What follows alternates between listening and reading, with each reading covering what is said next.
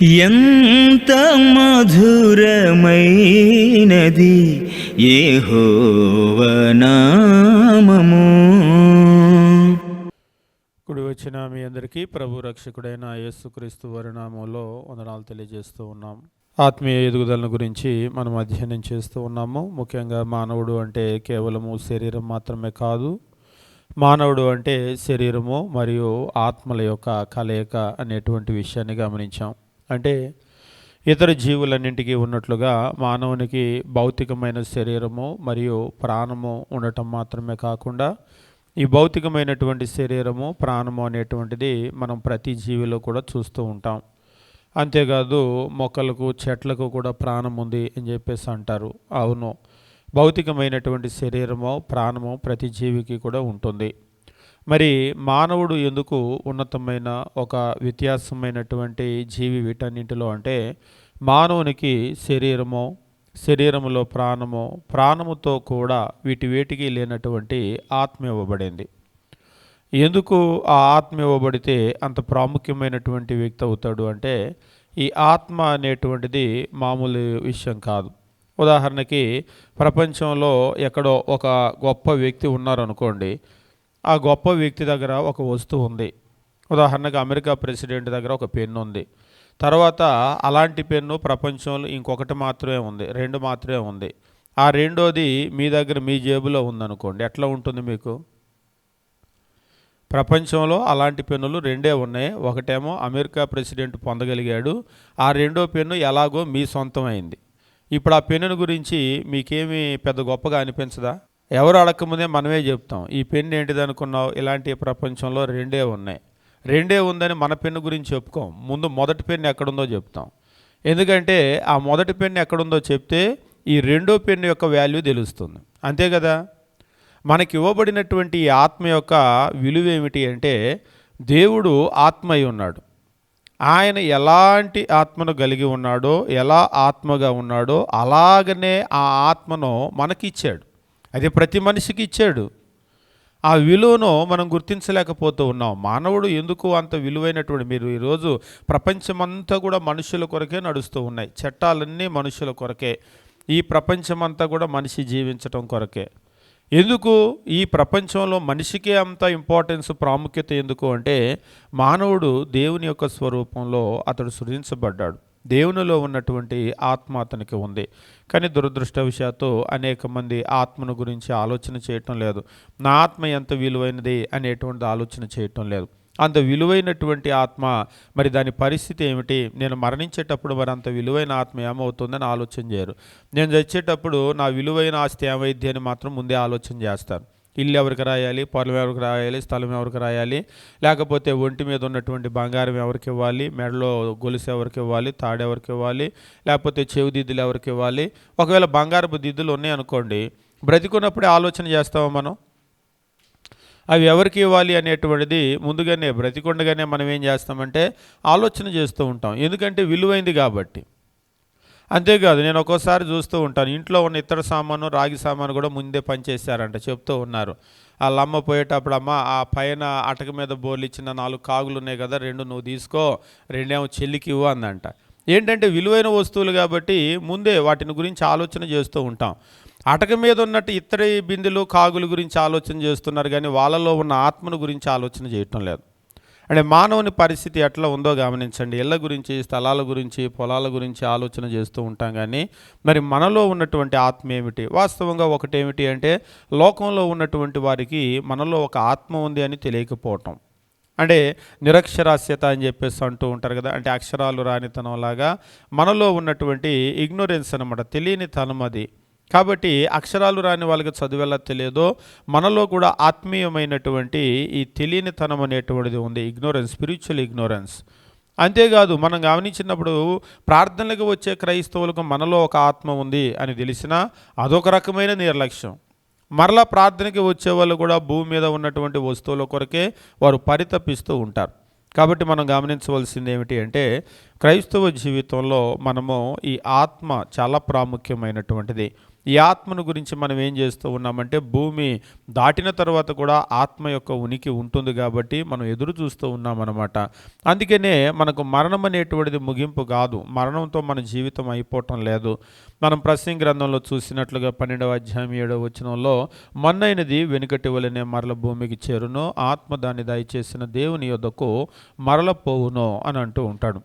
ఆత్మ దాన్ని దయచేసిన దేవుని దగ్గరకు మరలి వెళ్ళిపోతుంది. వెళ్ళిపోవటము అనేటువంటిది ముగింపు ఎంత మాత్రము కూడా కాదు. ఎందుకంటే దేవుని దగ్గరకు వెళ్ళిపోతుంది అనగానే తెలివిగల వాళ్ళు అడిగే తర్వాత ప్రశ్న ఏంటంటే, దేవుని దగ్గరకు వెళ్ళిన నా ఆత్మకి ఏం జరుగుతుంది అని. మంచి ప్రశ్న. ఏం జరుగుతుంది అంటే ఆత్మకు మాత్రమే కాదు, చనిపోయిన తర్వాత నా శరీరానికి ఏం జరుగుతుంది అని కూడా అడగవచ్చు. లోకం అనుకుంటుంది, ముగింపు అనుకుంటుంది, కానీ ముగింపు ఎంత మాత్రము కాదు. మరణించిన తరువాత మన శరీరము ఒకవేళ మట్టిలో పాతి పెట్టడమో కాల్చటమో వగైరా వగైరా చేసినప్పటికీ కూడా ఒకవేళ ఏమిటి అంటే తిరిగి క్రీస్తు ప్రభు తిరిగి వచ్చినప్పుడు ఆ సమాధుల్లో ఉన్నటువంటి శరీరాలన్నీ కూడా లేపబడేటువంటి పరిస్థితి ఉంటుంది. ప్రతి ఒక్క శరీరము కూడా లేపబడుతూ ఉంటుంది. అంతేకాదు మనం గమనించినప్పుడు లేపబడిన తర్వాత ఈ శరీరము అంటే ఆత్మ ఈ రెండు కూడా కలుస్తాయి. ఈ ఆత్మ కలిసినప్పుడే శరీరం లేస్తుంది. అంటే బ్రతికున్నటువంటి మనము రెప్పపాటులో మారిపోదుము అని అంటాడు, మార్పు చెందుదుము. అంటే ఇప్పుడు క్రీస్తు ప్రభు వచ్చాడు అనుకోండి, నా భౌతికమైన శరీరము, నా లోపల ఆత్మ ఉంది. ఇప్పుడు ఏమవుతుందంటే ఒక కను రెప్పపాటులోనే మనమందరము కూడా మారిపోయేటువంటి పరిస్థితి ఉంటుంది. అంటే మన లోపల ఆత్మ ఉంది, అలాగనే మన శరీరం ఉంది. మన శరీరమేమో క్షయమైన శరీరము అక్షయమైనదిగా మారిపోతుంది. మరి వారి పరిస్థితి ఏమిటి? సమాధుల్లో వాళ్ళ ఆత్మ వాళ్ళ శరీరం వేరైపోయినాయి కదా, ఆత్మేమో అక్కడ ఉంది, శరీరం ఇక్కడ ఉంది. అంటే ఆ ఆత్మలను క్రీస్తు ప్రభు వచ్చేటప్పుడు వెంట పెట్టుకొని వస్తూ ఉంటాడు. దశలోనికి రాసిన మొదటి పత్రిక 4వ అధ్యాయం 13-18 వచనాల్లో చూస్తూ ఉంటాం. దేవుడు ఆయనతో కూడా వెంట పెట్టుకుని వస్తాడు అని అంటూ ఉంటాడు. క్రీస్తునందు ఎవరైతే మృతి పొందారో వారందరినీ కూడా ఆయన తీసుకుని వస్తూ ఉన్నాడు. అంతేకాదు యోహాను సువార్త 5వ అధ్యాయం 28-29 వచనాల్లో గమనించినప్పుడు సమాధుల్లో ఉన్నటువంటి శరీరాలేమో లేపబడుతూ ఉన్నాయి. ఒకసారి ఒకళ్ళు అడిగారు, అంటే శరీరము లేపబడి విడిగా నా ఆత్మ విడిగా ఉంటాయంటే అలా ఉండవు. ఆ ఆత్మ శరీరం ఎప్పుడు కూడా కలిసే ఉంటాయి. ఇప్పుడు మనం ఉన్నాం, క్రీస్తు ప్రభు రాకడ సంభవించింది, మన లోపల ఉన్న ఆత్మ మన శరీరము మారిపోతుంది. విడివిడిగా ఉండవు. ఆత్మ పక్కన నించొని శరీరం పక్కన నించోదు.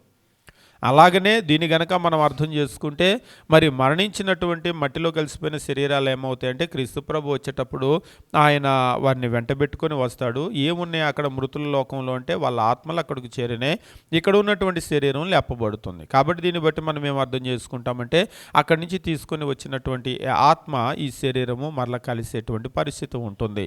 ఆ తర్వాత తీర్పులో నిలబడతామో మనం ఎలా జీవించాము అనేటువంటి దాన్ని బట్టి మనకు తీర్పు జరుగుతుంది.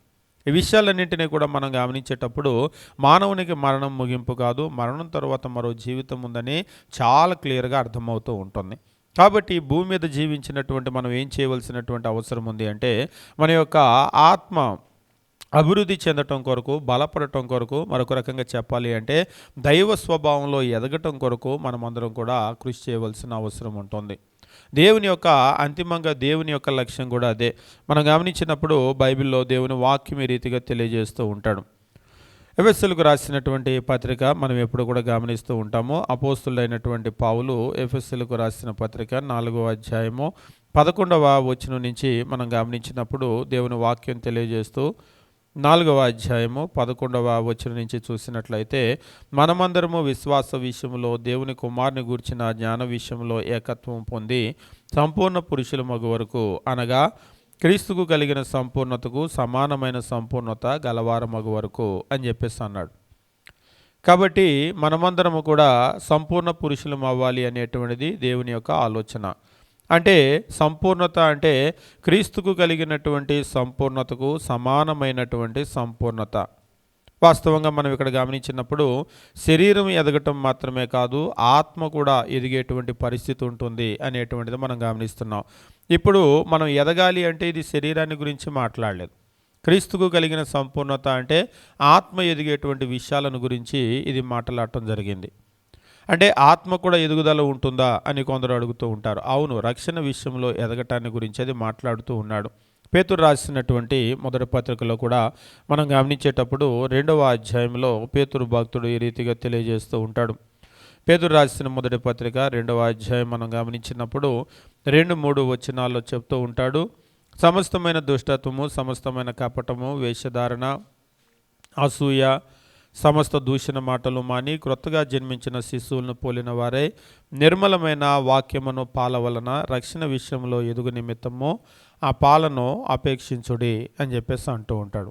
ఇక్కడ ఒక మాట గమనించండి, రక్షణ విషయంలో ఎదుగు నిమిత్తము అంటే రక్షణ విషయంలో ఎదగటము అనేటువంటిది ఉంటుందా అంటే అవును, రక్షణ విషయంలో ఎదగటము అనేటువంటిది ఉంటుంది.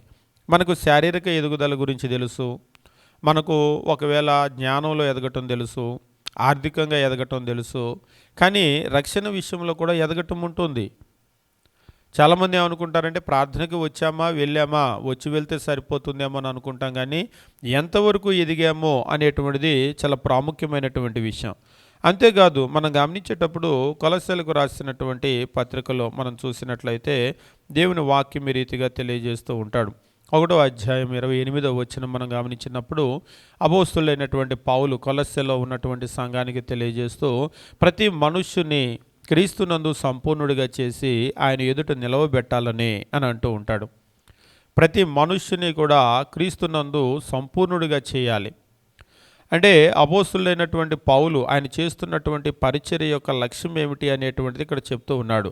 ఏం చేయాలనుకుంటున్నారు మీరు అని చెప్పేసి అంటే ఆయన చేయాలనుకుంటున్నటువంటిది ఏమిటి అంటే ప్రతి మనుష్యుని కూడా క్రీస్తునందు సంపూర్ణుడిగా చేయాలి అనేటువంటిది వారి లక్ష్యం. అంటే క్రైస్తవ్యం అనేటువంటిది ఏదో 100 డబ్బాలు అమ్ముకోవటమో, ఖర్చు గుడ్డలు అమ్ముకోవటమో, వచ్చిన వాళ్ళను దేవుడు దీవిస్తాడు అని భౌతికమైనటువంటి దీవెన మాత్రమే కాదు, ఆత్మ సంబంధంగా ఎదిగేటువంటి విషయంలో వీరందరూ కూడా కృషి చేస్తూ ఉన్నారు.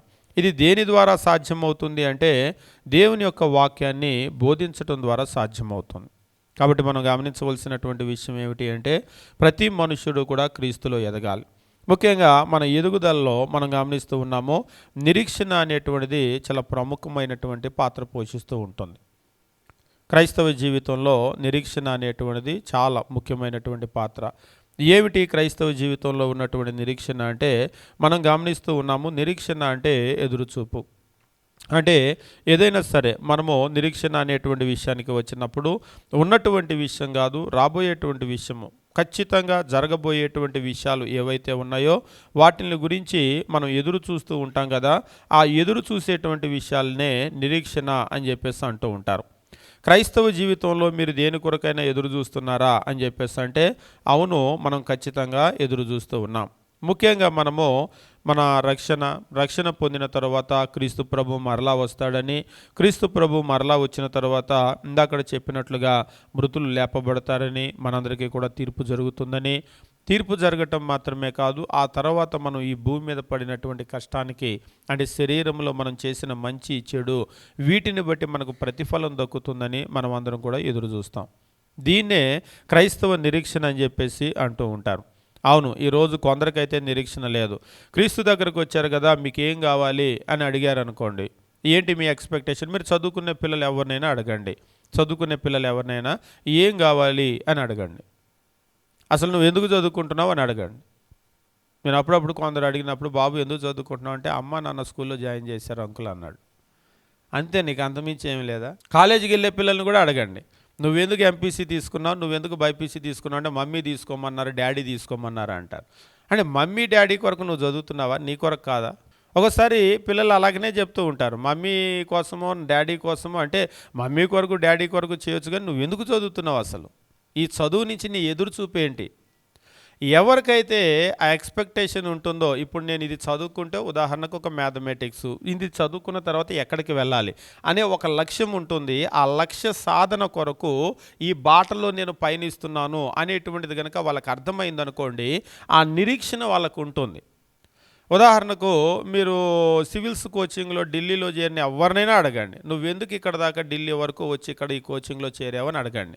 ఖచ్చితంగా మమ్మీ పంపించారు, డాడీ పంపించారు అనరు. అంటే అందులో కూడా ఉంటారేమో ఎవరైనా ఒకళ్ళిద్దరు, కానీ వాళ్ళు మాత్రం ఖచ్చితంగా ఇంటెన్షనల్గా వాళ్ళు కోరుకొని వాళ్ళు అక్కడికి వచ్చి వాళ్ళు కష్టపడతారు. అంటే వాళ్ళ లక్ష్యం అనేటువంటిది వాళ్ళ కళ్ళ ముందు ఉంటుంది. ఒక రకంగా చెప్పినట్లయితే వాళ్ళ ఎక్స్పెక్టేషన్ అంటే వాళ్ళ హోప్, నీ హోప్ ఏమిటి అంటే నేను అక్కడికి చేరుకోవాలి, నేను చేరుకుంటాను. అందులో కూడా పాజిటివ్ యాటిట్యూడ్ ఖచ్చితంగా ఉంటుంది, ఉండాలి. కానీ ఈరోజు క్రైస్తవ్యంలో చాలామందికి ఒక్కోసారి చనిపోయిన తర్వాత పరలోకానికి వెళ్తారా అంటే ఒకసారి ఒక ఆయన అంటున్నాడు, అదిగో ఆయన వెళ్తే నేను వెళ్తా అని. ఆయన వెళ్తే నువ్వు వెళ్ళటం ఏంటి, నీ కొరకు ఆయన చేస్తాడా అంటే, ఆహా ఆయనకంటే నేను బెటరే కాబట్టి ఆడే వెళ్ళాడంటే నేను వెళ్తాను అన్నాడు. ఒకసారి ఒక వ్యక్తి చెప్తున్నాడు, మా అయ్యగారు కనుక పరలోకానికి వెళ్తే నేను ఖచ్చితంగా వెళ్తాను అన్నాడు. అదేంటి అంటే ఆయన వాళ్ళ అయ్యగారిని ఒక స్టాండర్డ్గా పెట్టుకున్నాడు అనమాట. ఒక్కోసారి పిల్లల్ని కూడా నీకు ఎన్ని మార్కులు వస్తాయి అంటే వీడికంటే ఖచ్చితంగా 4 ఎక్కువే వస్తాయి అంటారు. అంటే వీళ్ళ నమ్మకం ఏంటంటే వీడికంటే నేను బాగానే చదువుతాను కాబట్టి వీడికి 50 వచ్చినాయి అనుకోండి, నాకు 4 ఎక్కువ, పోనీ 50 వస్తే 60, కాబట్టి వీడికి కనుక ఒక 60 వస్తే నాకు ఇంకా ఎక్కువే రావాలి కదా, నేను బాగా చదువుతాను కాబట్టి 70. అంటే పక్కన వాళ్ళని పోల్చి మాట్లాడుకుంటూ ఉంటారు, నేను వీళ్ళకంటే బాగా చదువుతాను కాబట్టి వీళ్ళకంటే కొద్దిగా ఎక్కువ అని చెప్పేసి అనుకుంటారు. క్రైస్తవ జీవితంలో కూడా నువ్వు పరలోకానికి వెళ్తావు అంటే వీళ్ళు వెళ్తే నేను వెళ్తాను, ఎందుకంటే వీళ్ళకంటే బాగానే ఉన్నాను కదా అని అనుకుంటూ ఉంటారు. కానీ మనం గమనించవలసినటువంటి విషయం ఏమిటి అంటే మన ఎదురు చూపు అనేటువంటిది ఖచ్చితంగా మన ముందు ఉండాలి. ఎందుకు ప్రార్థనకు వస్తున్నాము, ఎందుకు వెళ్తున్నాము అంటే ఈరోజు కొంతమంది చదువు లేదా ఉద్యోగము లేదా మరొకటి ఏదో వాళ్ళు చెప్తూ ఉంటారు. కానీ భౌతికమైన విషయాల కొరకు కాదు, మానవునికి మరణం తర్వాత మన ఆత్మ మిగిలి ఉండటము, అది నిత్యము ఉండటము, మనము తిరిగి లేపబడిన తర్వాత తీర్పు తీర్చబడటము, మనం ఈ జీవితంలో ఎలా జీవించామో దాని చొప్పున రాబోయేటువంటి జీవితం ఆధారపడి ఉండటము జరుగుతుంది. అందుకొరకు ఆ ఎదురు చూపుతో మనము జీవించవలసినటువంటి అవసరం ఉంది. ఉదాహరణకు నేను ఇప్పుడు 16, 17, 18 గంటలు చదివినా రేపు నేను కలెక్టర్ అవుతాను అని గనక వాళ్ళు నిరీక్షణ ఉందనుకోండి, వాళ్ళకి ఖచ్చితంగా చదువుతారు. ఎందుకు అంతంతసేపు చదువుతున్నారు అంటే ఒకసారి కొంతమంది పిల్లల్ని నేను మాట్లాడేటప్పుడు వాళ్ళు మన పిల్లలాగా ఆడుకోవటమో, ఫ్రెండ్స్తో వెళ్ళటమో, బజారుకి వెళ్ళటమో, అసలు ప్రపంచంలో ఏముందో కూడా తెలియదు, కూర్చొని చదవటం 14 గంటలు 15 గంటలు చదువుతారంటే ఫస్ట్ టైం నేను ఆశ్చర్యపోయాను. 14 గంటలు చదవటం అంటే కూర్చొని అన్ని గంటలు ఎట్లా అంటే కూర్చొని మాకు బ్యాక్ పెయిన్ కూడా వచ్చేసిద్ది అన్నారు. 14-15 గంటలు అంటే నిజంగా 14-15 గంటలు మనం కూర్చొని ఒకే పని చేయాలంటే చేయగలమా?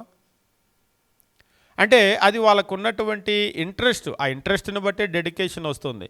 ఆ ఇంట్రెస్ట్ డెడికేషన్ లేదనుకోండి, తల్లిదండ్రులు చదువు ఎగ్జామ్స్ దగ్గరికి వచ్చినాయి చదువు, ఇది ఫిబ్రవరి అయిపోయి మార్చి వచ్చింది చదువు అని వీళ్ళు వెనక పట్టమే తప్ప వాళ్ళకి ఆసక్తి ఉండదు.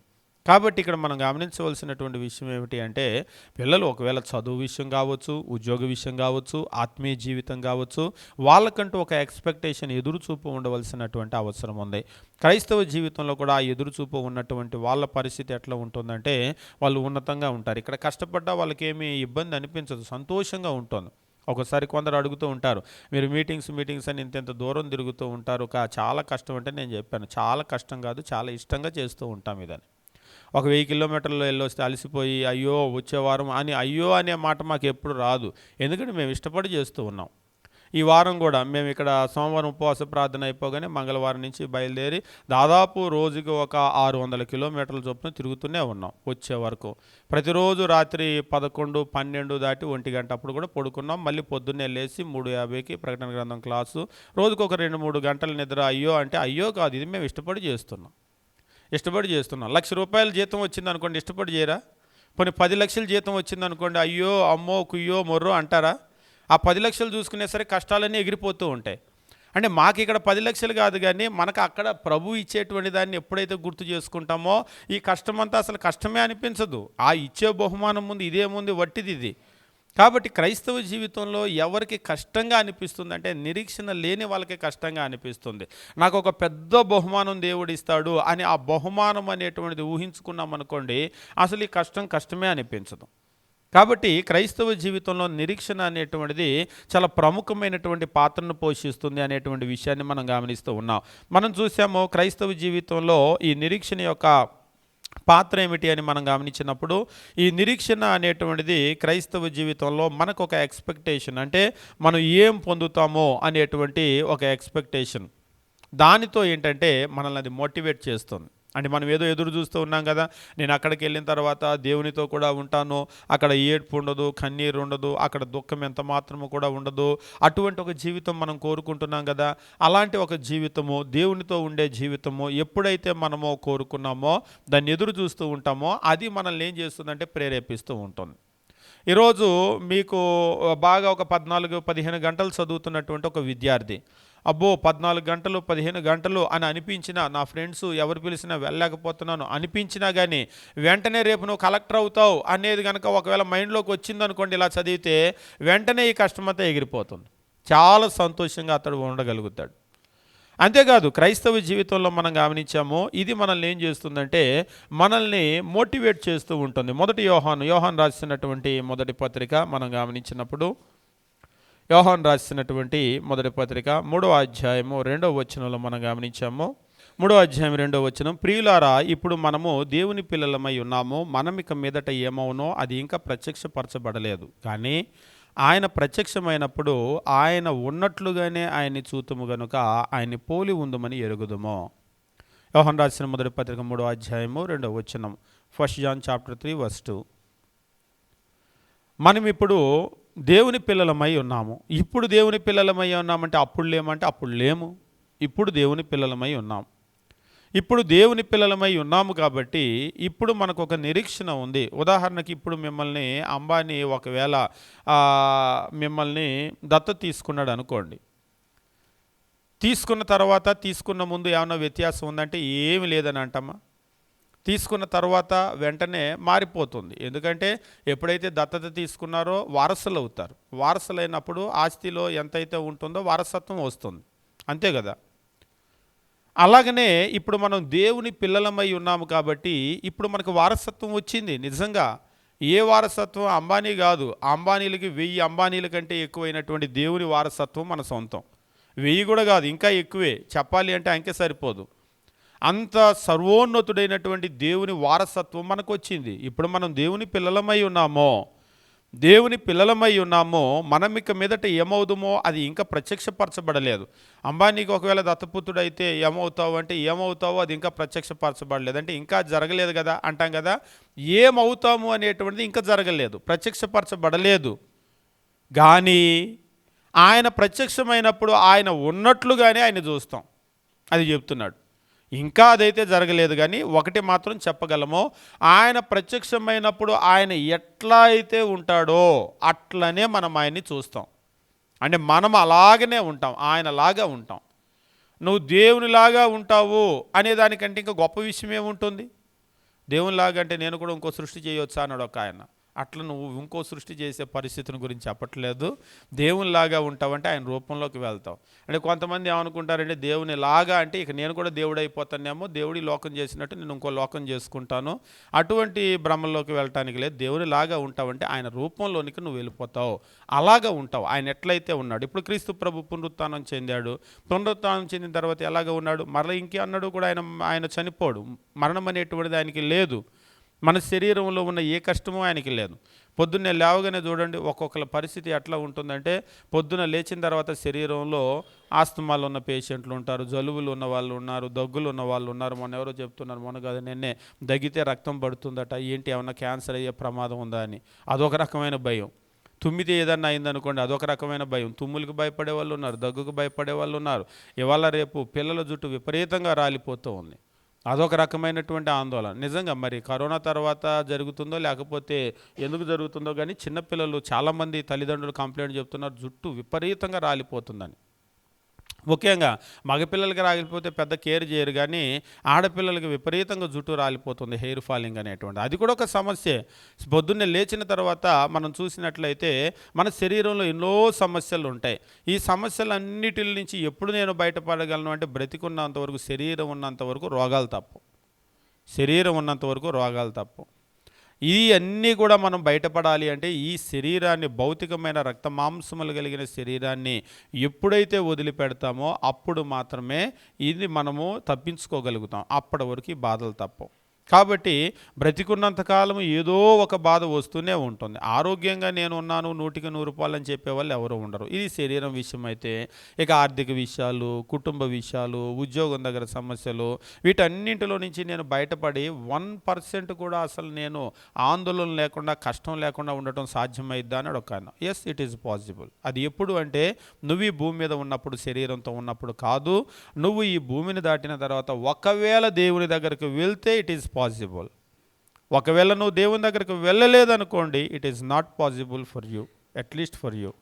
కాబట్టి మనము నాకు అది కావాలి అనుకుంటే, ఒక మంచి జీవితం కావాలని ఎలా చదువు వెంట పడుతున్నావో, ఉద్యోగం వెంట పడుతున్నావో, సంపాదన వెంట పడుతున్నావో, వీటన్నింటికంటే కూడా దేవుని వెంట పడు. నువ్వు పడితే ఒక గొప్ప జీవితం నీ సొంతం అవుతుంది. ఇంకా చెప్పేటువంటి విషయం ఏమిటంటే, ఏ ఉద్యోగం వచ్చినా, ఏ సంపాదన ఉన్నా తాత్కాలికమైనదే, కానీ దేవుడు వన్స్ అది నీ సొంతం చేశాడు అంటే యుగయుగాలు అది నీతోనే ఉంటుంది. నువ్వెప్పుడు కూడా దాని నుంచి తీసివేయబడు. కాబట్టి క్రైస్తవ నిరీక్షణ అనేటువంటిది మనల్ని ఏం చేస్తుందంటే మోటివేట్ చేస్తుంది. కాబట్టి నువ్వు దాన్ని సంపాదించు. అలాంటి గొప్ప అవకాశం ఉందంటున్నావు కదా, సంపాదించు అని చెప్పేసి. ఇప్పుడు ఒక జాబు అప్లై చేయడానికి మీరు ఎవరో ఒక డిగ్రీ చేతిలో పట్టుకొని వెళ్ళారు. వెళ్తే ఇక్కడ మనకి మొత్తము ఉద్యోగ సంబంధించిన నోటిఫికేషన్స్ అన్నీ పెడతారు కదా బయట. అక్కడ అప్లై చేయడానికి వెళ్తే మీ ముందు ఒక 4 జాబులు ఉన్నాయి. ఒకటేమో 20,000 రూపాయల జీతం, ఒకటేమో 40,000 రూపాయల జీతం, ఒకటేమో 80,000 రూపాయల జీతం, ఒకటేమో 1,50,000 జీతం అనుకోండి. ఇవన్నీ కూడా డిగ్రీకి మీకున్న అర్హతకి సరిపోయేటువంటివే. మీరు ఏ జాబ్కైనా అప్లై చేయొచ్చు. దేనికి అప్లై చేస్తారు? 20, 40, 80, 120, 1,60,000. నా కుటుంబానికి 20,000కి మించి ఖర్చు లేదు. అనవసరంగా ఎందుకు 40,000 జీతం ఎక్కడ పెట్టుకుంటా, డబ్బు ఉన్న దగ్గర నుంచి ఇబ్బందులు, వద్దులే అలాంటిది. ఒకవేళ వచ్చినా వచ్చేసి దానికి అప్లై చేస్తే అని 20,000 రూపాయల ఆ ఉద్యోగానికి అప్లికేషన్ ఇవ్వండి అని అంటారా? అనరు. ఏంటి 1,60,000 ఏ 2 లక్షలు వచ్చేది ఏమి లేదా అని అడుగుతారు. ఎందుకంటే మనం ఎప్పుడు కూడా ఏం చేస్తామంటే మనకున్న దానిలో బెస్ట్ రాబట్టుకోవాలని చూస్తాం. అది తప్పేం కాదు. ఇప్పుడు మన దగ్గర ఉన్న డబ్బుతో మనం కొనడానికి వెళ్ళేటప్పుడు మన దగ్గర ఉన్న డబ్బుతో ఎంత బెస్ట్ మనం తెచ్చుకోగలుగుతామో అంత తెచ్చుకోగలుగుతాం. ఇప్పుడు దేవుడు మనకు ఒక జీవితం ఇచ్చాడు. ఈ జీవితంతో మనం ఎంత బెస్ట్ రాబట్టుకోగలమో దాన్ని మనం తెచ్చుకోవడంలో తప్పేమి కూడా లేదు. అందుకనే మనం ఏం చేస్తున్నామంటే ఈ లోకంలో చదువుకునే చదువు విషయంలో కావచ్చు, లేకపోతే మన ఉద్యోగ విషయం కావచ్చు, సంపాదన విషయం కావచ్చు, మనం ది బెస్ట్ని రాబట్టుకోవడానికి ప్రయత్నం చేస్తూ ఉన్నాం. అయితే మనము ఈ లోకంలో రాబట్టుకోగలిగే ది బెస్ట్ కంటే కూడా ఇంకా బెస్ట్ ఉంది. ఇదే మనం ది బెస్ట్ అనుకుంటున్నాం. అసలు ఇది ది బెస్ట్ కాదు. కనీసం బెస్ట్ అంటే బెస్ట్గా అని కూడా చెప్పలేము దాంతో పోలిస్తే. రాబోయే జీవితం ఒకటి ఉంది. ఈ జీవితాన్ని ఇక్కడ చదువు దగ్గర, ఉద్యోగం దగ్గర, ధనం దగ్గర ఇన్వెస్ట్ చేయటం కంటే రాబోయేటువంటి ఆ జీవితం కనుక నువ్వు పొందటానికి ప్రయత్నం చేసినట్లయితే మన యొక్క భవిష్యత్తు చాలా అద్భుతంగా ఉంటుంది. ఎట్లా మనం ఉండబోతామో అని చెప్పేసి అన్నప్పుడు ఇక్కడ చెప్తూ ఉన్నాడు. ఏమన్నా అంటూ ఉన్నాడంటే మనం గమనించేటప్పుడు మనం ఆయన్ని పోలి ఉంటామో అని చెప్పేసి అంటూ ఉన్నాడు. ఆయన్ని చూస్తామో, ఆయన్ని పోలి ఉంటామని మనం ఎరుగుదుమో అని చెప్పేసి అంటున్నాడు. ఎప్పుడైతే ఆయన్ని పోలి ఉంటామో అనే విషయం అర్థమైందో, మరి ఆయన్ని పోలి ఉండాలంటే ఏం చేయాలి? ఈ ఉద్యోగం 1,60,000 ఉద్యోగం బాగుంది, అది సంపాదించాలంటే ఏం చేయాలి? అర్హతలు మనకు ఉండాలి. వెంటనే అర్హతలు సంపాదిస్తాం. ఆయన్ని పోలి ఉండాలంటే ఏం చేయాలి?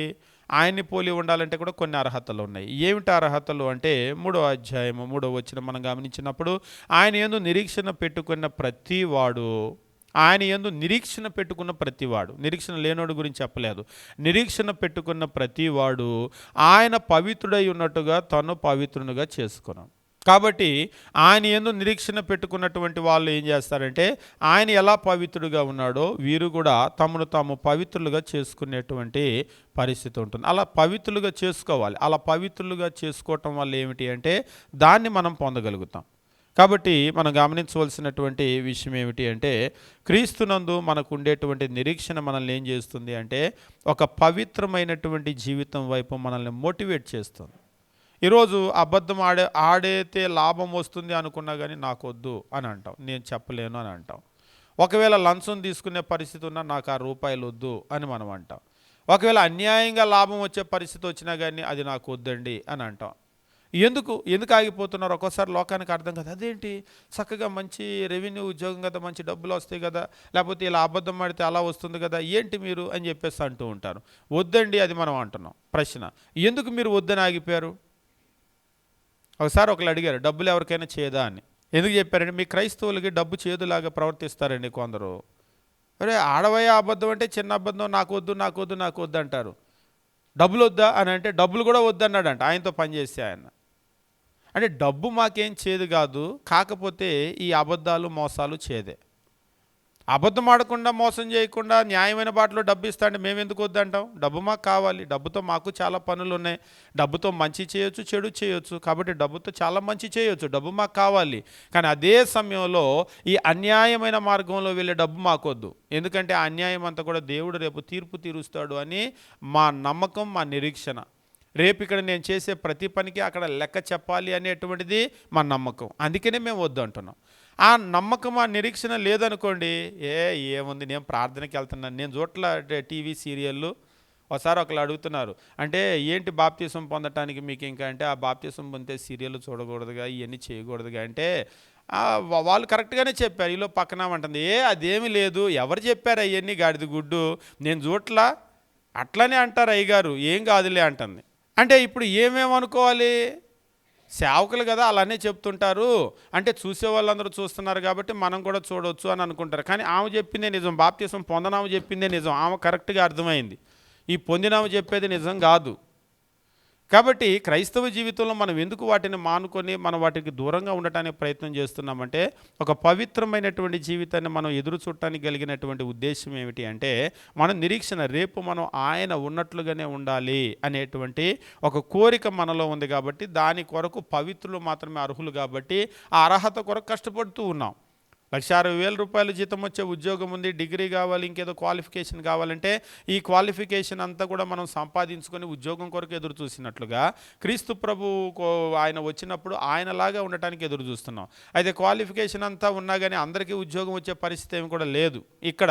కానీ క్రీస్తు ప్రభు దగ్గర ఎందరికైతే అర్హత ఉంటుందో 100% ఒక్కరిని కూడా వదిలిపెట్టకుండా అర్హత సంపాదించిన అంటే పవిత్రులుగా ఉన్న ప్రతి ఒక్కరికి కూడా ఆయన చేసినటువంటి ఆ వాగ్దానాన్ని సొంతం చేస్తాడు. కాబట్టి ఈరోజు మనం గమనించవలసిన విషయం ఏమిటి అంటే, క్రైస్తవ జీవితంలో మోటివేషన్ అనేటువంటిది, నిరీక్షణ అనేటువంటిది ఏం చేస్తుందంటే మోటివేట్ చేస్తుంది. అంతేకాదు ఈ నిరీక్షణ మనల్ని ఏం చేస్తుందంటే, ఈ నిరీక్షణ మనల్ని బలపరుస్తుంది. అంటే ఈ నిరీక్షణ వల్ల మనం బలపడతాం. ఎప్పుడైతే మనకు ఇందాక నేను చెప్పాను, మనకు ఒక్కోసారి కొంచెము బలహీనత ఏర్పడుతుంది. బాగా ఇంత కష్టపడుతున్నాను, 14 గంటలు చదువుతున్నాను, ఏంటి అనిపించిన కలెక్టర్ అనేటువంటి అది ఆలోచన రాగానే నువ్వు బాగా చదివితే రేపు దగ్గరలో ఉన్న ఎగ్జామ్స్, రేపు నువ్వు ఐఏఎస్ అవుతావు అనగానే వెంటనే కష్టమంతా ఎగిరిపోతుంది. అంతే, అది మనల్ని బలపరుస్తుంది. అందుకనే మీరు బాగా ఎక్కువ చదువుకునేటువంటి వాళ్ళ రూమ్లోకి వెళ్ళి చూడండి. వాళ్ళ రూమ్లో ఏముంటాయి? మొత్తము గోడల నిండా వాళ్ళు రాసి పెట్టుకుంటూ ఉంటారు.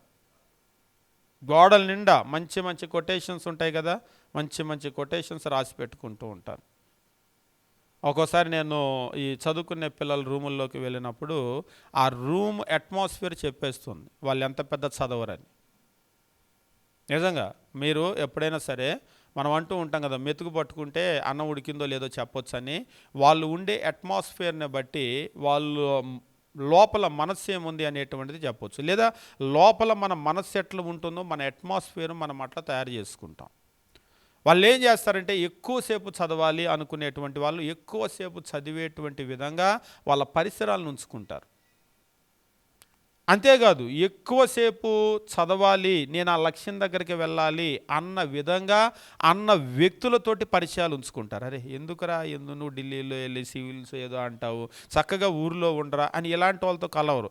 ఇలాంటి వాళ్ళతో కలిశారనుకోండి, 1 2 3 4 అలాంటి వాళ్ళు కనుక కలిశారంటే వాడిని ఖచ్చితంగా అక్కడి నుంచి కూడా, ఢిల్లీ నుంచి కూడా ఇక్కడికి రప్పిస్తారు. అదే ఒకవేళ ఎందుకు అక్కడ ఉన్నావు, చక్కగా చదువుకుంటే మంచి ఇది కదా, ఇంకా దగ్గరలో నోటిఫికేషన్ ఉంది రా వచ్చేసి అనేటువంటి ఢిల్లీలో ఉన్న నలుగురితో కలిసాడు అనుకోండి, అక్కడికి వెళ్తారు. కాబట్టి భౌతికమైన అట్మాస్ఫియర్ కావచ్చు, మన చుట్టూ ఉండేటువంటి వ్యక్తుల అట్మాస్ఫియర్ కావచ్చు, మనల్ని ఏం చేస్తాయి అంటే బలపరుస్తూ ఉంటాయి. క్రిస్టియన్ లైఫ్లో కూడా మీరు గమనించినప్పుడు క్రైస్తవ జీవితంలో ఈ మోటివేషన్ మాత్రమే కాదు, నిరీక్షణ ఏం చేస్తుందంటే మనల్ని బలపరుస్తూ ఉంటుంది. మీరు ఎప్పుడైనా సరే మీరు రాబోయేటువంటి విషయాలు, క్రీస్తు ప్రత్యక్షమైన తర్వాత ఏం జరుగుతుంది అనేటువంటి విషయాలు, ఎస్కటాలజీ అని చెప్పేసి అన్నా కదా, మీరు అది చదవండి. ఎందుకు అది చదవటము అంటే ఈ ముగింపు, అంటే ఈ లోకము ముగింపు తర్వాత ఉండేటువంటి విషయాలు ఉన్నాయి కదా, ఆ విషయాలను గురించి మనం ఎంత చదివితే అవన్నీ మనవే, మన సొంతమే.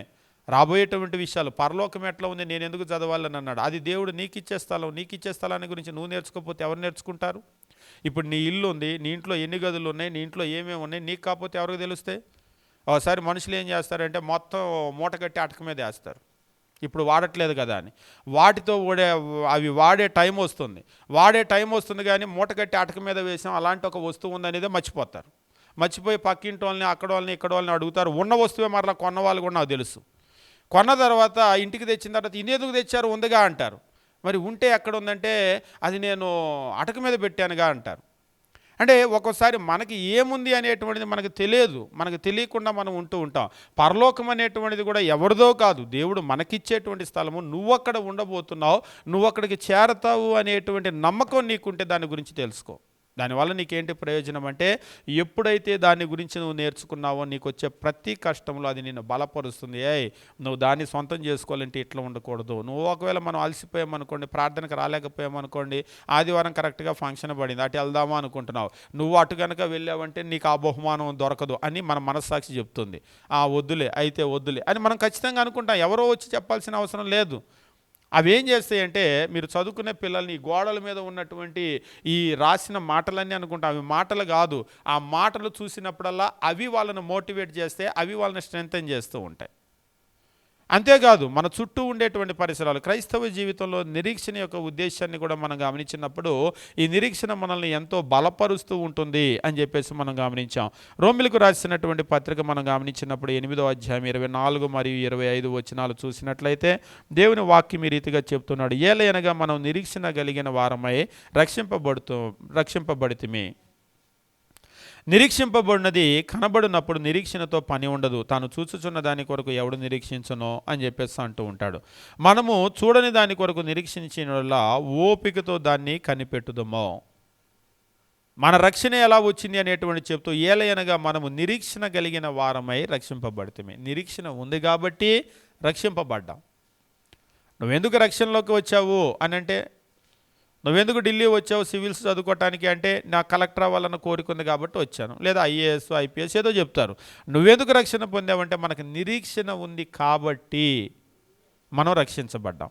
రోమిలకు రాసిన పత్రిక 8వ అధ్యాయం 24 వచనం. నిరీక్షణ లేకపోతే రక్షింపబడరు. కాబట్టి మనము ఒక వ్యక్తి రక్షింపబడాలి అంటే ఈ నిరీక్షణ అవసరము. కానీ ఈవేళ రక్షణలోనికి ఎవరినైనా తీసుకొని రావడానికి ఏం చెప్తున్నారు? నిరీక్షణ అంటే ఉన్న విషయాలు కాదు, రాబోయే విషయాలు, అంతే కదా. రాబోయే విషయాలు మనకి ఏం చెప్తున్నారు? అసలు క్రీస్తు ప్రభుని నమ్ముకో, ఉద్యోగం వచ్చింది, నీకు ఉద్యోగం లేదంటున్నావు కదా. ఒకసారి ఒక అయ్యగారు చెప్తున్నాడంట, పెళ్లి కాలేదంటున్నావు కదా, ప్రార్థనకు రా పెళ్ళి అయిద్దని. ప్రార్థనకు వస్తే పెళ్లి చేస్తానని ఏ వచనంలో రాశాడు దేవుడు? వీళ్ళు ప్రార్థనకు రా అప్పు తీరిద్ది, ప్రార్థనకు రా పెళ్ళి అయింది. ఒక ఆయన అంటున్నాడు ప్రార్థనకు వస్తే మంచి అమ్మాయి దొరికిద్దంట. అమ్మాయి దొరకటమే ఒక ఎత్తు అయితే మంచి అమ్మాయి దొరికిద్దంట. ఇవన్నీ దేవుడు చేసే ప్రామిస్ కాదు, వీళ్ళు చేసే ప్రామిస్లు ఇవన్నీ. ఒకవేళ పొరపాటున వాళ్ళు అడగలేదు కాబట్టి సరిపోయింది. ఏ వచనంలో రాశాడు అయ్యగారు నాకు కూడా చెప్పండి, ప్రార్థనకు వస్తే మంచి అమ్మాయి దొరికిద్ది అని అడిగారు అనుకోండి, ఏం చెప్తారు వాళ్ళు? అంటే ప్రార్థనకు వస్తే దేవుడు దీవిస్తాడు అని నువ్వు చెప్పు, అంతవరకు ఓకే.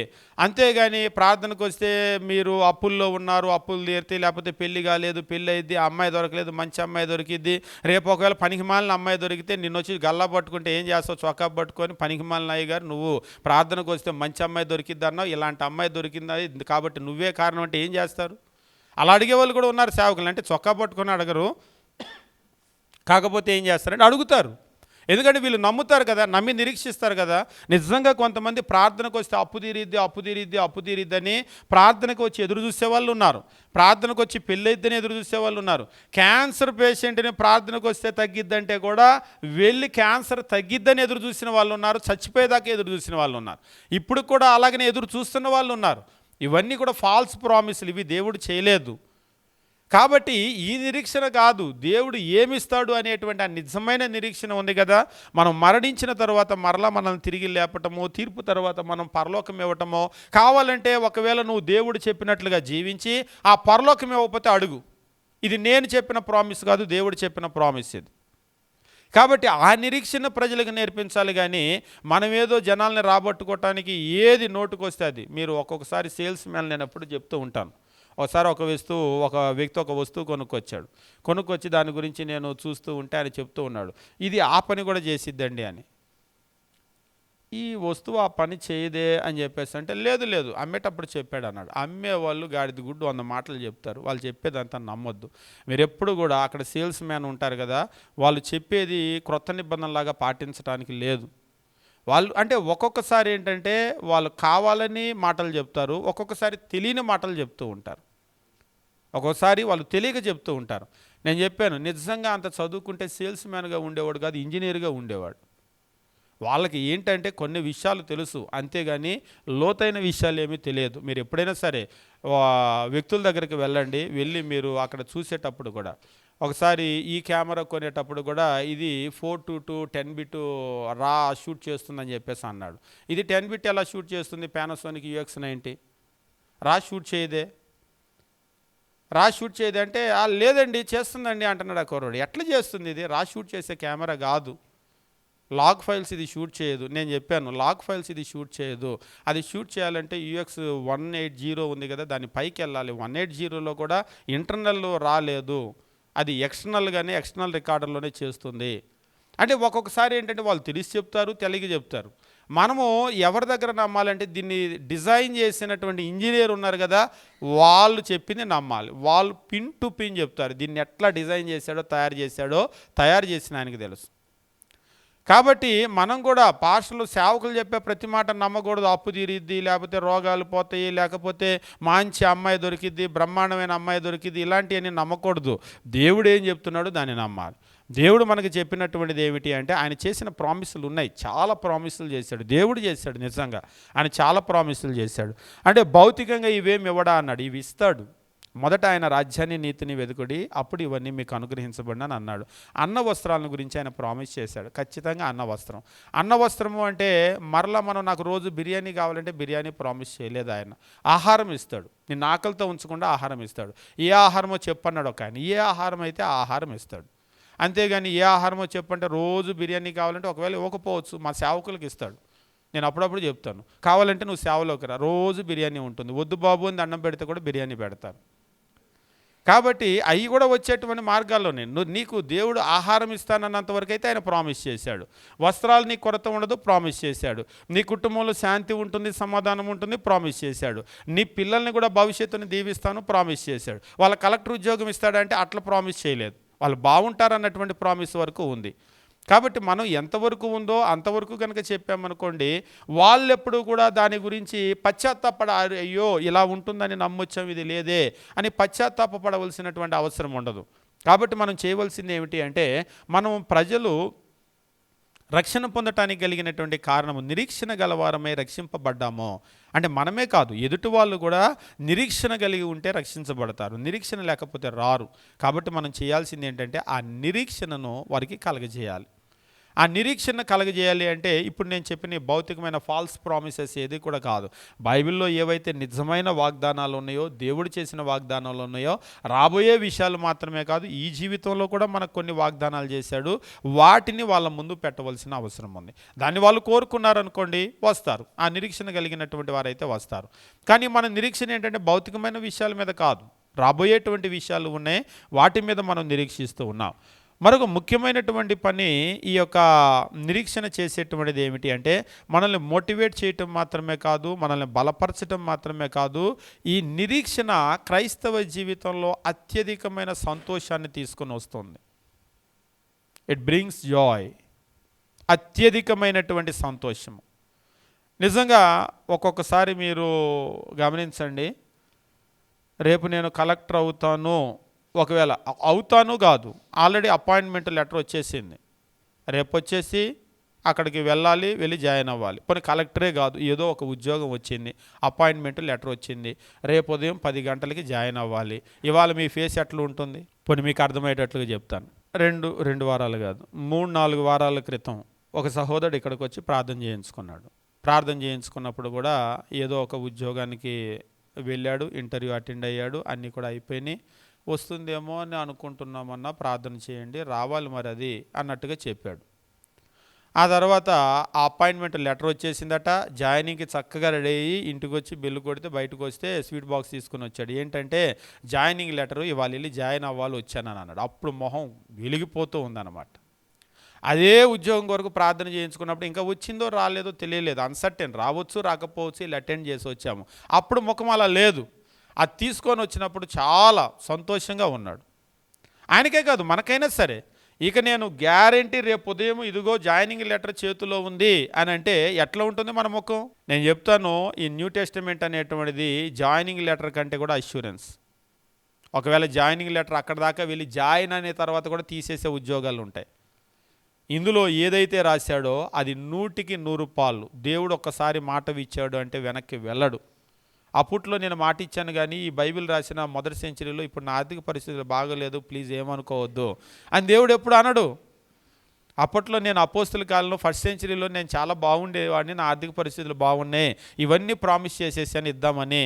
కానీ 2025 వచ్చేసరికి నీకు కూడా తెలుసు కదా, ప్రపంచం ఆర్థిక పరిస్థితులు బాగలేదు, అందువల్ల నేను కూడా కొంచెం ఫైనాన్షియల్గా డ్యామేజ్ అయ్యాను, మళ్ళీ పరిస్థితులు బాగుంటే చూస్తానులే. మనం ఎప్పుడు సారీ ఫీల్ అవ్వాల్సిన పరిస్థితి రాదు. నేను అప్పుడప్పుడు చెప్తూ ఉంటాను, మనుషుల పరిస్థితులు కూడా ఆర్థికంగా మారుతూ ఉంటాయి. ఒక్కోసారి మీరు చూడండి, పెద్ద పెద్ద ధనవంతులు, అప్పుడప్పుడు నేను ఆ లిస్టు చూస్తూ ఉంటాను, అందులో ఉండే ర్యాంకింగ్ ఉంటుంది కదా, కింద వాళ్ళు పైకి వెళ్తారు, పైన వాళ్ళు కిందకు వస్తూ ఉంటారు, ఇదంతా కూడా పైకి కిందకి అంటే మారుతూ ఉంటారు. ఒక్కొక్కసారి హఠాత్తుగా డౌన్ఫాల్ అవుతూ ఉంటారు. మీరు కనుక మొన్న చూసినట్లయితే డీప్ సీక్ అనేటువంటిది ఎప్పుడైతే వచ్చిందో, చైనా వాళ్ళు రిలీజ్ చేశారు కదా, డీప్ సీక్ రిలీజ్ చేసిన తర్వాత అమెరికా పరిస్థితి ఏమైపోయింది?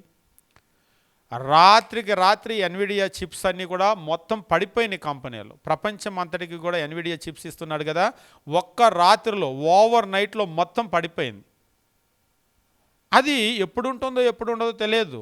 మీకు చాట్ జీపీటీ ఉంది కదా, చాట్ జీపీటీ కూడా ఇక ప్రపంచంలో మేము తప్పితే లేమన్నట్టుగా ఉన్నారు.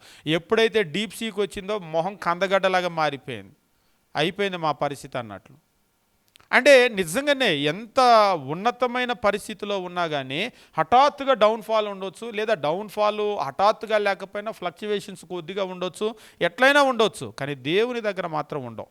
మనకున్నటువంటి ఒక గ్యారంటీ ప్లేస్ ఏమిటి అంటే, ఇక్కడ ఉంటే నేను ఈ కంపెనీ గూగుల్ కంపెనీలో ఉంటే బాగుంటానని గ్యారంటీ లేదు, మైక్రోసాఫ్ట్లో ఉంటే బాగుంటానని గ్యారంటీ లేదు, లేకపోతే సెంట్రల్ గవర్నమెంట్ స్టేట్ గవర్నమెంట్ కూడా గ్యారంటీ లేదు. గ్యారంటీ ఉన్న ఏకైక స్థలం ఏంటంటే దేవుని దగ్గర ఉంటే మనం బాగుంటాం. కానీ ఈ రైట్ ప్లేస్కి జనాలు రారు. నమ్మకోండి అని గ్యారంటీ నమ్ముతారు. నేను ఆ కంపెనీలో ఉన్నాను బ్రదర్, బ్రహ్మాండంగా ఉంటుంది, ఇక్కడ జాబ్ వచ్చింది బ్రహ్మాండంగా ఉంటుంది, వీటిని నమ్మినంత దేవుని నమ్మరు. ఇది ప్రధానమైన సమస్య. కానీ క్రైస్తవ జీవితంలో ఉండేటువంటి నిరీక్షణ మనకి ఏం చేస్తుందంటే, మనకు సంతోషాన్ని తీసుకొని వస్తుంది. నమ్మగలిగితేనే, నమ్మలేదనుకోండి, జాయినింగ్ లెటర్ చేతిలో పట్టుకొని కూడా వెళ్తే ఉద్యోగం ఇస్తారో లేదో అని కనుక మొహం దిగులుకు పెట్టుకుంటే మనం ఏం చేయలేము అలా అంటాం. ఎందుకంటే ఇక జాయినింగ్ లెటర్ వచ్చిందంటే నువ్వు వెళ్ళి అక్కడ రిపోర్ట్ చేయాలి. ఇక దీన్ని కూడా నమ్మకపోతే ఏం చేయలేం. ఇది మనం కనుక చూసినట్లయితే క్రొత్త నిబంధన అనేటువంటి జాయినింగ్ లెటర్ కంటే ఎక్కువ ఇది మనకి. ఎందుకంటే ఇది దేవుడు ఇచ్చేటువంటి అష్యూరెన్స్. బైబిల్లో మనం గమనించేటప్పుడు దేవుని వాక్యం ఈ రీతిగా చెప్తూ ఉంటాడు. మనము రోమిలకు రాసినటువంటి పత్రిక గమనించినట్లయితే 5వ అధ్యాయం మనం చూసినట్లయితే దేవుని వాక్యం ఈ రీతిగా తెలియజేస్తూ ఉంటాడు. 5వ అధ్యాయము మనం గమనించినప్పుడు, రోమిలకు రాసిన పత్రిక 5వ అధ్యాయం, మరియు ఆయన ద్వారా మనం విశ్వాసం వలన ఈ కృపయందు ప్రవేశం గలవారమై అందులో నిలిచి ఉండి దేవుని మహిమను గూర్చిన నిరీక్షణను బట్టి అతిశయపడుచున్నాము అని చెప్పేసి అంటున్నాడు. వాస్తవంగా అతిశయపడటం అంటే గర్వపడటం కాదు. అతిశయం అంటే గర్వమే కదండి అంటాడు. అంటే అతిశయం అంటే కొన్ని సందర్భాల్లో గర్వమో, కానీ అన్ని సందర్భాల్లో గర్వం కాదు. పోనీ నేను ఇంగ్లీష్లో చదువుతాను. Through whom also we have access by faith in to this grace in which we stand and rejoice in hope of the glory of God. ఇక్కడ చెప్తున్నాడు and rejoice in hope of the glory of God. ఇక్కడ ఏమన్నాడంటే rejoice అంటే సంతోషిస్తున్నాం. దేన్ని బట్టి సంతోషిస్తున్నాం? Rejoice in hope అంటే నిరీక్షణలో ఉండి మనము నిరీక్షణను బట్టి సంతోషిస్తున్నాం. దీన్ని మనకి ఏం చేశాడంటే నిరీక్షణ బట్టి అతిశయపడుతున్నామని అన్నాడు. అతిశయపడటం అంటే గొప్పగా ఫీల్ అవ్వటం, గర్వం కాదు. అన్ని సందర్భాల్లో గర్వం కాదు. ఇప్పుడు ఒక 100కి 100 మార్కులు వచ్చినాయి అనుకోండి, వాళ్ళు ఏం చేస్తారు? గర్వం ఫీల్ అవ్వటం ఉంటుంది, బాగా రాశాను, నాకు మంచి మార్కులు వచ్చినాయి అని వాళ్ళు ఫీల్ అవ్వటం ఉంటుంది. అది వాళ్ళ సంతోషము, అంతేగాని గర్వం కాదు. గర్వం అయితే తప్పు, కానీ సంతోషము. ఇంగ్లీష్లో అయితే దాన్ని ఏమన్నాడంటే రిజాయిస్ అని ట్రాన్స్లేట్ చేశాడు. మన తెలుగులోకి వచ్చేసరికి అతిశయం అంటే కొంతమంది నెగిటివ్గా తీసుకుంటారంటే అతిశయం మంచిది కాదు కదా అని. అది అలాంటి అతిశయం కాదు, సంతోషించే అతిశయం అన్నమాట. కాబట్టి ఇప్పుడు దేవుళ్ళో ఉన్నటువంటి ఆ నిరీక్షణ బట్టి మనకు సంతోషం కలిగింది. ఉదాహరణకి రేపు నువ్వు కలెక్టర్ అవుతావు అంటే ఎవరికైనా సంతోషంగా ఉంటుంది. లేకపోతే రేపు నీకు ఏదో ఉద్యోగం వస్తుంది, సంతోషం ఉంటుంది. కావాలంటే ఈవేళ ఉద్యోగము జాబ్ కోచింగ్లో ఉన్న వాళ్ళని చూడండి. జాబ్ కోచింగ్లో ఉన్నటువంటి వాళ్ళకి ఏ మైక్రోసాఫ్ట్ కంపెనీనో లేకపోతే గూగుల్ అంత కూడా అవసరం లేదు. ఏదో ఒక కంపెనీ వచ్చి వాళ్ళు పలానా రోజు జాయిన్ అవ్వండి అని ఆ కంపెనీ CEO కనుక సంతకం చేసి జాయినింగ్ లెటర్ చేతికి ఇచ్చారనుకోండి, వాళ్ళ ముఖం ఎట్లా ఉంటుంది? రోజు ఉన్నట్లుగానే ఉంటుందా? అది చేతికి రావటానికి ముందుగా వేరుగా ఉంటుంది, చేతికి వచ్చిన తర్వాత ముఖం హఠాత్తుగా మారిపోతుంది. ఇక ఈ లోపు మన శరీరంలో ఉన్నటువంటి మూలుగులు ముక్కులు ఉండవు. అంటే శరీరం బాగలేకపోయినా ఒక్కసారి హుషారు వచ్చేస్తూ ఉంటుంది. మరి గమనించండి. అందుకనే మన కుటుంబాల్లో కూడా ఏం చేస్తూ ఉంటారంటే, ముఖ్యంగా మన ఏషియన్ కాంటినెంట్లో శుభకార్యాలు అని అంటూ ఉంటాం కదా. ఈ శుభకార్యాలకు కావాలంటే మీరు గమనించండి, ఇంట్లో మూలిగే వాళ్ళని ముఖ్య వాళ్ళని ఏ పెళ్ళిళ్ళో లేకపోతే శుభకార్యాలకు పట్టుకెళ్ళండి. అక్కడ ఉన్నంతసేపు వాళ్ళ మూలుగులు ముక్కులు గుర్తుకు రావు. జనాలందరినీ చూసి బ్రహ్మాండంగా మాట్లాడతారు, బ్రహ్మాండంగా సంతోషంగా ఉంటారు. మళ్ళా ఇంటికి రానా, అమ్మా ఇల్లు వచ్చానా, కాళ్ళు పడిపోయినాయి తల్లి, ఇంక నేను లేవలేను అని అంటారు. ఇందాకదా బాగానే ఉన్నావు కంటే ఇందాక దాకా అందరినీ చూసేసరికి ఇదంతా గుర్తురాదు. నిజంగా మనలో ఉన్నటువంటి బాధ అంతా మర్చిపోతాం, మానసికంగా కావచ్చు, శారీరకంగా కూడా. నేను అప్పుడప్పుడు రోగిస్టోళ్ళకి చెప్తూ ఉంటాను, ఇంట్లో ఉండొద్దు అంటే డాక్టర్ రెస్ట్ తీసుకోమన్నారంటే రెస్ట్ తీసుకోమంటారు, కానీ ఇంట్లో ఉండొద్దు. ఇంట్లో ఉన్న దగ్గర నుంచి మన పెయిన్ మనకు గుర్తొస్తూ ఉంటుంది. అదే ఎవరన్నా వచ్చారనుకోండి, హఠాత్తుగా మాట్లాడటం మొదలు పెట్టామనుకోండి, మన పెయిన్ మర్చిపోతాం. కాసేపు అసలు మన మైండ్లో ఆ పెయిన్ ఉండదు. మరలా వాళ్ళు వెళ్ళిపోగానే మరలా లోపల ఉన్న అబ్బా నొప్పి అని గుర్తొస్తూ ఉంటుంది. మనకి ఎప్పుడైతే మన మైండ్లో మనకి ఏదో ఒక సంతోషం కలిగేటువంటి కార్యం ఉంటుందో ఈ కష్టం గుర్తురాదు. మన మైండ్లో ఎప్పుడైతే ఆ రాబోయేటువంటి విషయాలు మనం రిజిస్టర్ చేశామో ఈ లోక సంబంధమైన కష్టం ఏది మనకు కష్టంగా అనిపించదు. ఎందుకంటే ఇక్కడ మనకి రిజిస్టర్ అయ్యి ఉంది, నువ్వు అక్కడికి వెళ్ళబోతున్నావు, క్రీస్తు రాబోతున్నాడు, వచ్చిన తర్వాత నీ పరిస్థితి ఎట్లా ఉంటుంది. ఇవి ఎప్పుడైతే మన లోపల ఉన్నాయో అది మనకు సంతోషాన్ని తీసుకొని వస్తుంది. కాబట్టి ఇక్కడ మనం గమనించినప్పుడు రోమిలకు రాసినటువంటి పత్రిక 5వ అధ్యాయం మనం గమనించినప్పుడు అపోస్తులైనటువంటి పౌలు చెప్తూ ఉన్నాడు. ఇక్కడ ఏమన్నా అంటూ ఉన్నాడంటే 1-2 వచనాలు, కాబట్టి విశ్వాసం మూలమున మనం నీతిమంతులుగా తీర్చబడి మన ప్రభువైన యేసుక్రీస్తు ద్వారా దేవునితో సమాధానం కలిగి ఉందము, మరియు ఆయన ద్వారా మనం విశ్వాసం వలన ఈ కృపయందు ప్రవేశం గలవారమై అందులో నిలిచి ఉండి ప్రవేశించి అందులో నిలిచి ఉండి దేవుని మహిమను గురించిన నిరీక్షను బట్టి అతిశయపడుతున్నాం, సంతోషిస్తున్నాం. ఏం చేస్తున్నామంటే సంతోషం. ఈరోజు క్రైస్తవ జీవితంలో నిజంగా చాలా సంతోషం. అపోస్తులైన పౌలు చెప్తాడు, rejoice in the Lord always, ప్రభు నందు సంతోషించుడి, మరల చెప్పుదును ఆనందించుడి అని చెప్పేసి అంటూ ఉంటాడు కదా. ఫిలిప్పీ 4:4లో గమనించినప్పుడు వాస్తవంగా అప్పుడు అంటే భౌతికంగా కనుక చూసినట్లయితే ఆయన పరిస్థితులు సంతోషించదగిన పరిస్థితులు లేవు. కారణం ఏమిటి అంటే ఆయన అరెస్ట్ చేయబడి ఆయన జైల్లో పెట్టబడి ఉన్నాడు, చెరసాల్లో ఉన్నాడు. చెరసాల్లో ఉన్న మనిషి సంతోషించటం ఏంటి? భౌతికంగా అయితే సాధ్యపడదు.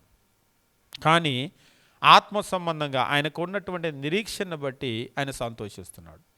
ఎందుకు సంతోషిస్తున్నాడు? కొండ మీద ప్రసంగంలో క్రీస్తు ప్రభు ఒక వాగ్దానం చేస్తూ ఉంటాడు, జ్ఞాపకం ఉందా మీకు? ధన్యతలను గురించి మనం మాట్లాడుతూ ఉంటాం. ధన్యతల గురించి మాట్లాడేటప్పుడు అప్పుడు ఆయన చెప్పినటువంటి ధన్యతల్లో ఒక విషయము మత్తయి సువార్త 5వ అధ్యాయం మనం గమనించినప్పుడు దేవుని వాక్యము ఈ రీతిగా చెప్తూ ఉంటాడు. మత్తయి సువార్త 5వ అధ్యాయం. ఈ ధన్యతలన్నీ కూడా కొంతమందికి అయితే బై హార్ట్ అనమాట. ఇందులో మీరు గమనించినప్పుడు 10వ వచనంలో ఒక ప్రామిస్ ఉంటుంది. ఒక రకంగా ఇవన్నీ ప్రామిస్ అనమాట. నీతి నిమిత్తము హింసింపబడువారు ధన్యులు, పరలోక రాజ్యం వారిది. Blessed are those who are persecuted for the righteousness sake, for their is the kingdom of heaven. పరలోక రాజ్యం వాళ్ళదే. ఎవరిది? Blessed are those who are persecuted for the righteousness sake. నీతి నిమిత్తము హింస పొందేటువంటి వాళ్ళది పరలోక రాజ్యం. వాళ్ళు ధన్యులు. ఎందుకు ధన్యులు అంటే పరలోక రాజ్యం వాళ్ళది. అంతేకాదు దేవుని నిమిత్తము, దేవుని వాక్య నిమిత్తము, వాక్య ప్రకటన నిమిత్తము, లేదా ఒక క్రైస్తవుడిగా జీవించడం నిమిత్తము మనం కనుక హింసించబడితే, కష్టం వస్తే నిజంగా మనం ధన్యులు. ఎందుకు మనం ధన్యులము అంటే పరలోక రాజ్యం వాళ్ళది. మనం రాసిస్తాను పో అంటాం కదా, దేవుడు ఆల్రెడీ రాసి ఇచ్చాడు, మనమైతే రాసి ఇవ్వలేము, ఆయన ఆల్రెడీ రాసిచ్చాడు. పరలోక రాజ్యం వాళ్ళది. కాబట్టి అందుకనే మీరు గమనించండి, అపోస్తులను కూడా కొట్టినప్పుడు సంతోషిస్తూ తిరిగి వెళ్ళారు. వాళ్ళు హింసలు పడ్డప్పుడు, మొదటి శతాబ్దంలో క్రైస్తవులు హింసలు పడినప్పుడు ఎవ్వరూ బాధపడలేదు. ప్రకటన గ్రంథం మీరు చదివేటప్పుడు క్రైస్తవుడు అయినందుకు అంటే వాళ్ళు చెల్లించాల్సిన మూల్యం ఏంటంటే, ఒక వ్యక్తి క్రీస్తు ప్రభువును కనుక ఒప్పుకున్నట్లయితే వాళ్ళ ఆస్తి అంతా కూడా జప్తు చేసేసేవాళ్ళు. క్రైస్తవులుగా కనుక ఉన్నట్లయితే వాళ్ళ ఆస్తి అంతా కూడా తీసేసుకునేవాళ్ళు, కట్టు బట్టలతోటి వాళ్ళని నిలబెట్టేవాళ్ళు. అయినా సరే సంతోషంగా ఆస్తి ఇచ్చేశారు. అంతేకాదు క్రైస్తవులుగా ఉన్నందుకు వాళ్ళని హింసించేటువంటి వాళ్ళనే కాదు వాళ్ళ కుటుంబం అంతా కూడా హింసలు పొందేయి. అయినా సరే దాన్ని సంతోషంగా అంగీకరించారు. క్రైస్తవుడిగా ఉంటే దేశం నుంచి బహిష్కరించేవాళ్ళు, సంతోషంగా బయటికి వెళ్ళిపోయారు. ఈవెన్ ప్రకటన గ్రంథం రాసేటప్పుడు అపోస్తులైనటువంటి యోహాను పద్మాసు ద్వీపంలో నేను పరవాసిగా ఉన్నాను అని అంటాడు. ఇప్పుడంటే పద్మాస్ అనేది మీరు గూగుల్ మ్యాప్లో కొట్టి చూస్తే అబ్బో, ఒకసారి ఒక ఆయన అన్నాడు పద్మాస్ అనగానే గూగుల్లో కొట్టి బ్రహ్మాండమైన లొకేషన్, టూరిస్ట్ ప్లేస్ పంపించాడుగా దేవుడు అంటున్నాడు. ఇప్పుడు అది టూరిస్ట్ ప్లేసు, అప్పుడు రాళ్ళు రప్పలు, ఇంకా చెప్పాలంటే అండమాన్ జైలు ఉంటుంది కదా, అండమాన్ జైలు కూడా ఇప్పుడు టూరిస్ట్ ప్లేసే. అండమాన్ వెళ్ళిన వాళ్ళందరూ అండమాన్ జైలు చూస్తారు. అండమాన్ జైలుకి పంపిస్తా అంటే నేను టూర్కి పంపిస్తా, టూరిస్ట్ ప్లేస్కి పంపిస్తా కాదు, ఆ రోజుల్లో అది జైలు. కాబట్టి పద్మాసు ద్వీపంలో పరవాసినై ఉన్నాను అని చెప్పేసి అంటాడు. అంటే అది రాళ్ళు నిండినటువంటి ఒక నిర్జనమైనటువంటి ప్రదేశం, చుట్టూ సముద్రం ఉంటుంది. తీసుకొని వెళ్ళి అక్కడ పడేసేవాళ్ళు, దేశం నుంచి బహిష్కరించేవాళ్ళు. కాబట్టి నిజంగా మీరు గమనించండి, మనిషి ఒక సమాజ జీవి. మీరు మనిషికి ఉండేటువంటి పరిస్థితి ఏంటంటే, మీరు ఏ ఊరిలో పుట్టారో, ఏ ఊరిలో పెరిగారో, ఎక్కడైతే మీరు ఉంటున్నారో ఆ మనుషుల్ని వదిలిపెట్టి మీరు వెళ్ళటానికి ఇష్టపడరు. పెద్ద ఉద్యోగం వస్తే కూడా వెళ్ళరు. కావాలంటే మీరు గమనించండి, ఇప్పుడు చదువుకునే పిల్లలు కూడా ఉన్న ఊరిలో ఉద్యోగం వదిలిపెట్టరు. నువ్వు పలానా ఢిల్లీలో నీకు మంచి భవిష్యత్తు ఉంటుందంటే నో, విజయవాడలో ఏం ఆపర్చునిటీస్ తక్కువ, వస్తేలే కంపెనీలు అన్నారుగా చంద్రబాబు నాయుడు గారు, తెస్తానన్నారుగా, సాఫ్ట్వేర్ వచ్చిద్దిలే అంటున్నాడు ఒక ఆయన. నీకు విజయవాడ వదిలిపెట్టను అనేటువంటి కోరిక ఉందని చెప్పు, దానికి ఎందుకు మళ్ళీ చంద్రబాబు నాయుడు గారు తెస్తారు, లోకేష్ గారు తెస్తారు, తెస్తే తేవచ్చు, నువ్వు తెచ్చినా తేపని విజయవాడ వదిలిపెట్టవు, అంతేగా. విజయవాడే కాదు, ఏ ఊరైనా చూడండి. ఒకసారి మేము వెళ్తూ ఉన్నప్పుడు కొంతమంది సహోదరులు అంటారు, ఇంత పల్లెటూరులో ఎలా ఉంటున్నారు అన్నా అని అన్నాడు. ఇది నీకు పల్లెటూరు, నాకు పల్లెటూరు, ఎక్కడో రిమోట్ ప్లేస్ ఇది, కానీ వాళ్ళు పుట్టి పెరిగినటువంటి ఊరు, వాళ్ళ స్వజనులు ఉన్నటువంటి ఊరు. కాబట్టి దాన్ని మనం వదిలిపెట్టుకోవడానికి ఇష్టపడం. ఈరోజు మీరు గమనించండి, మీరు ప్రపంచంలో ఎక్కడికి ఏ మూలకి వెళ్ళినా కానీ ప్రజలు ఉంటారు, వాళ్ళకి ఆ మట్టితో ఆ నేలతో ఒక అటాచ్మెంట్ ఉంటుంది, దాన్ని వదిలిపెట్టుకోరు వాళ్ళు. ఈరోజు మనమైనా సరే మనకి ఉంటుంది అది, మనం ఉన్న సొంత ఊరు, సొంత జిల్లా, సొంత ప్రాంతాలు వదిలిపెట్టి ఎక్కడికో వెళ్ళటానికి ఇష్టపడం. మనం పక్క వాళ్ళతో మాట్లాడేటప్పుడు కూడా ఎందుకులే అంత దూరం వచ్చే, ఇక్కడే ఉండొచ్చు, ఉన్నంతలో ఏదో ఉండొచ్చు అని చెప్పేసి మనం అంటూ ఉంటామా? అవును, నిజంగానే మనకు దీనితో ఒక అనుబంధం అనేటువంటిది ఉంటుంది. కాబట్టి ఇక్కడ మనం గమనించే విషయం ఏంటంటే, దేశాన్ని వదిలిపెట్టి వాళ్ళ కుటుంబాన్ని బహిష్కరించడం అంటే, వాళ్ళు పుట్టి పెరిగినటువంటి సొంత జనాలు, వాళ్ళ చుట్టూ ఉన్నటువంటి ఇరుగు పొరుగు వారు, వారి చుట్టూ ఉన్నటువంటి స్నేహితులను వదిలిపెట్టేసి కొత్త ప్రదేశానికి వెళ్ళిపోయారనుకోండి, ఎలా ఉంటుంది? నిజంగా అంతకంటే పనిష్మెంట్ ఉండదు. జైల్లో పెట్టలేదు కానీ జైలే అది. ఉన్నటువంటి మనుషులు తెలిసినటువంటి వాళ్ళని, ఇప్పుడు కావాలంటే మీ పిల్లల్ని వాళ్ళు చదివే కాలేజీ వదిలిపెట్టి వేరే కాలేజీకి వెళ్ళమనండి, వాళ్ళ ఫ్రెండ్స్ని వదిలిపెట్టడానికి వాళ్ళు ఒట్టి పరిస్థితుల్లో ఇష్టపడరు. అందుకనే వాళ్ళు ఏమనుకుంటారంటే, స్కూల్లో చదివే ఫ్రెండ్స్ అందరూ ఒక మాట అనుకుంటారు, మనం పలానా కాలేజీలో చేరదామని. వీళ్ళందరూ వెళ్ళి అదే కాలేజీ చేరతారు. అందులో మన పిల్లల్ని ఈ కాలేజీ వద్దులేనైనా, ఈ గ్రూప్ నువ్వు అక్కడ చదువు బాగుంటుందంటే నో, నేను ఇక్కడే చేరతాను, ఎందుకంటే నా ఫ్రెండ్స్ అందరు ఇక్కడే ఉన్నారు. అదైతే చెప్పరు బయటికి, నేను ఇక్కడే చేరతాను, ఇక్కడ బాగుంటుందంట, ఏదేదో చెప్తారు కన్విన్స్ చేయడానికి. నిజమేంటంటే వాళ్ళ ఫ్రెండ్స్ ఉంటారు. వాళ్ళే కాదు, ఇప్పుడు మనమైనా సరే, ఇప్పుడు ఉద్యోగాలు చూసుకునేటువంటి వాళ్ళు కూడా గవర్నమెంట్ ఉద్యోగం అయితే ఏం చేయలేరు, కానీ ప్రైవేట్ ఉద్యోగాలు మానేసేటప్పుడు ఒక్కోసారి ఏం చేస్తారంటే మూకుమ్మడిగా మానేస్తారు. లేకపోతే ముందు ఒకరు వెళ్ళిపోయి ఆ కంపెనీలోకి వెళ్ళగానే అక్కడ అవకాశం రాగానే వాళ్ళ ఫ్రెండ్కి ఫోన్ చేసి పిలుస్తాడు, నువ్వు కూడా వచ్చి ఇక్కడ ఖాళీ ఉందని. మళ్ళీ వీళ్ళందరూ అక్కడ చేరుతూ ఉంటారు. అంటే మనిషి ఎప్పుడు కూడా, అది చదువుకునేటువంటి చిన్నపిల్లలు ఫ్రెండ్స్ కావచ్చు, ఉద్యోగంలో పరిస్థితి కావచ్చు. ఇప్పుడు మిమ్మల్ని ట్రాన్స్ఫర్ చేస్తామన్నారు అనుకోండి, మీరు కొంచెం విచారంగా ఉంటారు. ఇక్కడున్న ఆఫీస్ ఇక్కడున్న వ్యక్తులందరినీ వేరే ఊర్లో తీసుకెళ్ళి పెడుతున్నామంటే మనకు పెద్ద బాధ అనిపించదు. మళ్ళీ అందరూ మన మధ్యలోనేగా పనిచేసేది, వెళ్ళిపోదాం పదండి అని అంటారు. నిజంగా ఫస్ట్ సెంచరీలో దేశ బహిష్కరణ అనేటువంటిది చాలా పెద్ద శిక్ష వాళ్ళకి. ఒక రకంగా ఇదే ఊర్లో ఉంచి ఆస్తి తీసేసుకోండి అని అంటారు. ఇదే ఊర్లో మమ్మల్ని బతకనివ్వండి, ఈ జనాలతో బ్రతకనివ్వండి, కావాలంటే మా ఆస్తి అంతా తీసుకోండి. కొంతమంది అనుకుంటారు ఆస్తి పోగొట్టుకోవటం పెద్ద శిక్ష ఏమో అని. ఆస్తి పోగొట్టుకోవటం పెద్ద శిక్ష కాదు, తమతో ఉన్నటువంటి మనుషుల్ని పోగొట్టుకోవటం పెద్ద శిక్ష. ఈవేళ మనకు అది అర్థం కావటం లేదేమో. ముఖ్యంగా టౌన్లలో ఉండే వాళ్ళకి అసలు అర్థం కాదు. చుట్టూ ఉండే మనుషులతో ఉండే అటాచ్మెంట్ టౌన్ పీపుల్కి పెద్దగా అర్థం కాదు. ఎందుకంటే అపార్ట్మెంట్లోకి వెళ్తే తలుపు వేసుకున్నారంటే ఎదురు గదిలో ఉన్నటువంటి ఎదురు అపార్ట్మెంట్లో ఫ్లాట్లో ఉన్న వాళ్ళ తలుపు లోపల ఉండే జనాలతో కూడా అనుబంధం ఉండదు వాళ్ళకి. కానీ మీరు గనక గమనించినట్లయితే కొంచెం పల్లెలు అలా గనక వెళ్ళినట్లయితే మనుషులకి అనుబంధాలు చాలా ఎక్కువ. మీరు కావాలంటే ఏ పల్లెటూరు అయినా వెళ్ళి ఒకళ్ళ అడ్రస్ అడగండి, ఊరందరికీ తెలిసిద్ది. ఒకసారి ఇలా అడుగుతుంటే అన్న వీళ్ళకి తెలిసిద్దా అంటే పేరు చెప్పు, ఊరందరికీ తెలిసిద్ది. కారాపి పేరు చెప్పగానే పలానోళ్ళ అబ్బాయా అన్నాడు. చెప్పానా, అదిగో చూడు వాళ్ళ నాన్న పేరు కూడా చెబుతున్నాడు. నిజంగా మీరు పల్లెటూర్లు వెళ్ళి అడగండి. అదే మన అపార్ట్మెంట్లో కాదు, ఇక్కడికి వచ్చి మీరు 4 ఇళ్ళ అవతల పేరు అడగండి, మనకు తెలియదు. మన రిలేషన్లు మన అనుబంధాలు అలా ఉంటాయి టౌన్లలో. కానీ నిజంగా మనిషి నుంచి దూరం అయిపోవటం అనేటువంటిది, మనిషిని వదులుకోవటం ఆస్తిని వదులుకోవటం కంటే కూడా పెద్ద శిక్ష. కానీ మొదటి శతాబ్దంలో వాళ్ళు ఆస్తిని వదులుకున్నారు, తమతో ఉన్నటువంటి మనుషులను వదులుకున్నారు, చివరికి తమ ప్రాణాలు కూడా వదిలేశారు.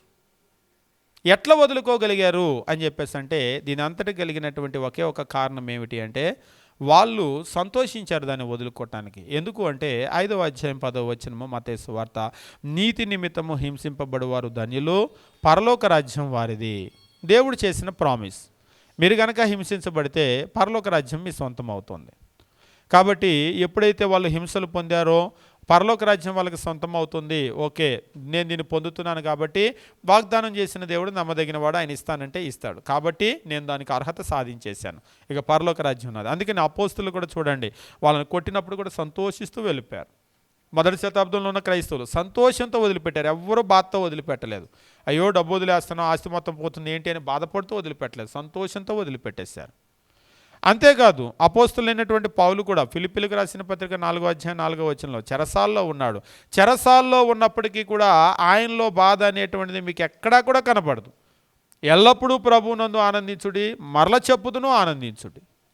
ఆయనలో అసలు సంతోషము ఎక్కడ కూడా తీసివేయలేకపోయారు. నిజంగా వాళ్ళు రోమీలు బాధపడ్డది కూడా ఏంటంటే ఆస్తి లాగేశాము, ఊర్లో ఉన్న వాళ్ళ మనుషుల్ని లాగేశాము, చివరికి వాళ్ళ ప్రాణాన్ని తీసేటప్పుడైనా సరే వాళ్ళలో బాధను చూద్దాము అని అనుకుంటే బాధ చూడలేకపోయారు. శత్రువుకి ఎప్పుడు కూడా ఎదుటి వాళ్ళలో తన శత్రువు కళ్ళలో బాధను చూడాలని కోరుకుంటుంది ఎప్పుడు కూడా. ఇప్పుడు మనల్ని కూడా చూడండి, ఒక్కొక్కరు బాధ పెట్టాలని ప్రయత్నం చేస్తూ ఉంటారు. నేను ఎప్పుడు చెప్తూ ఉంటాను, బాధ మీరు పడొద్దు, వాళ్ళు ప్రయత్నం చేసేదే మన బాధ చూడాలని.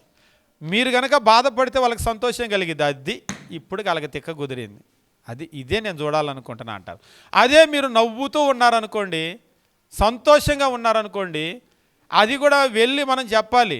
ఒక్కోసారి ఏం చేస్తారంటే మనకేదో గట్టి వర్క్ ఇవ్వాలని అనుకుంటారు, అది ఏంటంటే పనిష్మెంట్ ఇవ్వాలి అని అనుకుంటారు. మనం వాళ్ళ దగ్గరికి వెళ్ళి థ్యాంక్స్ అండి, మీరు ఈ వర్క్ అంతా నాకు ఏర్పాటు చేశారు, దీనివల్ల నేను వర్క్ బాగా నేర్చుకోగలుగుతున్నాను, నేను మీకే ఖచ్చితంగా థ్యాంక్స్ చెప్పాలి అన్నారనుకోండి, అప్పుడు చూడాలి వాళ్ళ మొహం కందగడ్డలాగా అయింది.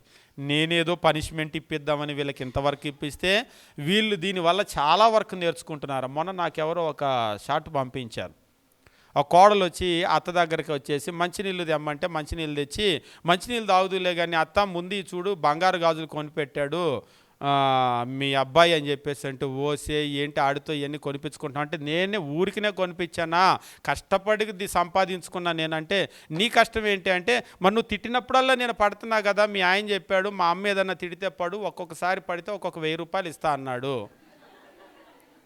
అందుకేనంటే నోరెత్తట్లేదు ఈ మధ్య నువ్వు అంటుంది. మరి ఎందుకు అనుకున్నావు ఇది, ఆ డబ్బులన్నీ పోగు చేసి ఇంకొంచెం ఎక్కువ తిట్టత్తా, ఇంకొక 4 సామాన్లు ఏమన్నా నేను చేయించుకుంటే, నేను తిట్టనే నిన్ను, ఇంకా నాకు ఇప్పుడు అర్థమైంది కదా నువ్వు ఇలాంటి దానివని, ముందే చెప్పాల్సిందే, మా కొడుకు జేబంతా ఖాళీ చేస్తున్నావే నువ్వు, ఇంక నేను తిట్టనే, నేను అవును నీకేదో నీళ్ళు తెమ్మనంటే వద్దే నేనే తెచ్చుకుంటా పోతున్నా అని అంటుంది.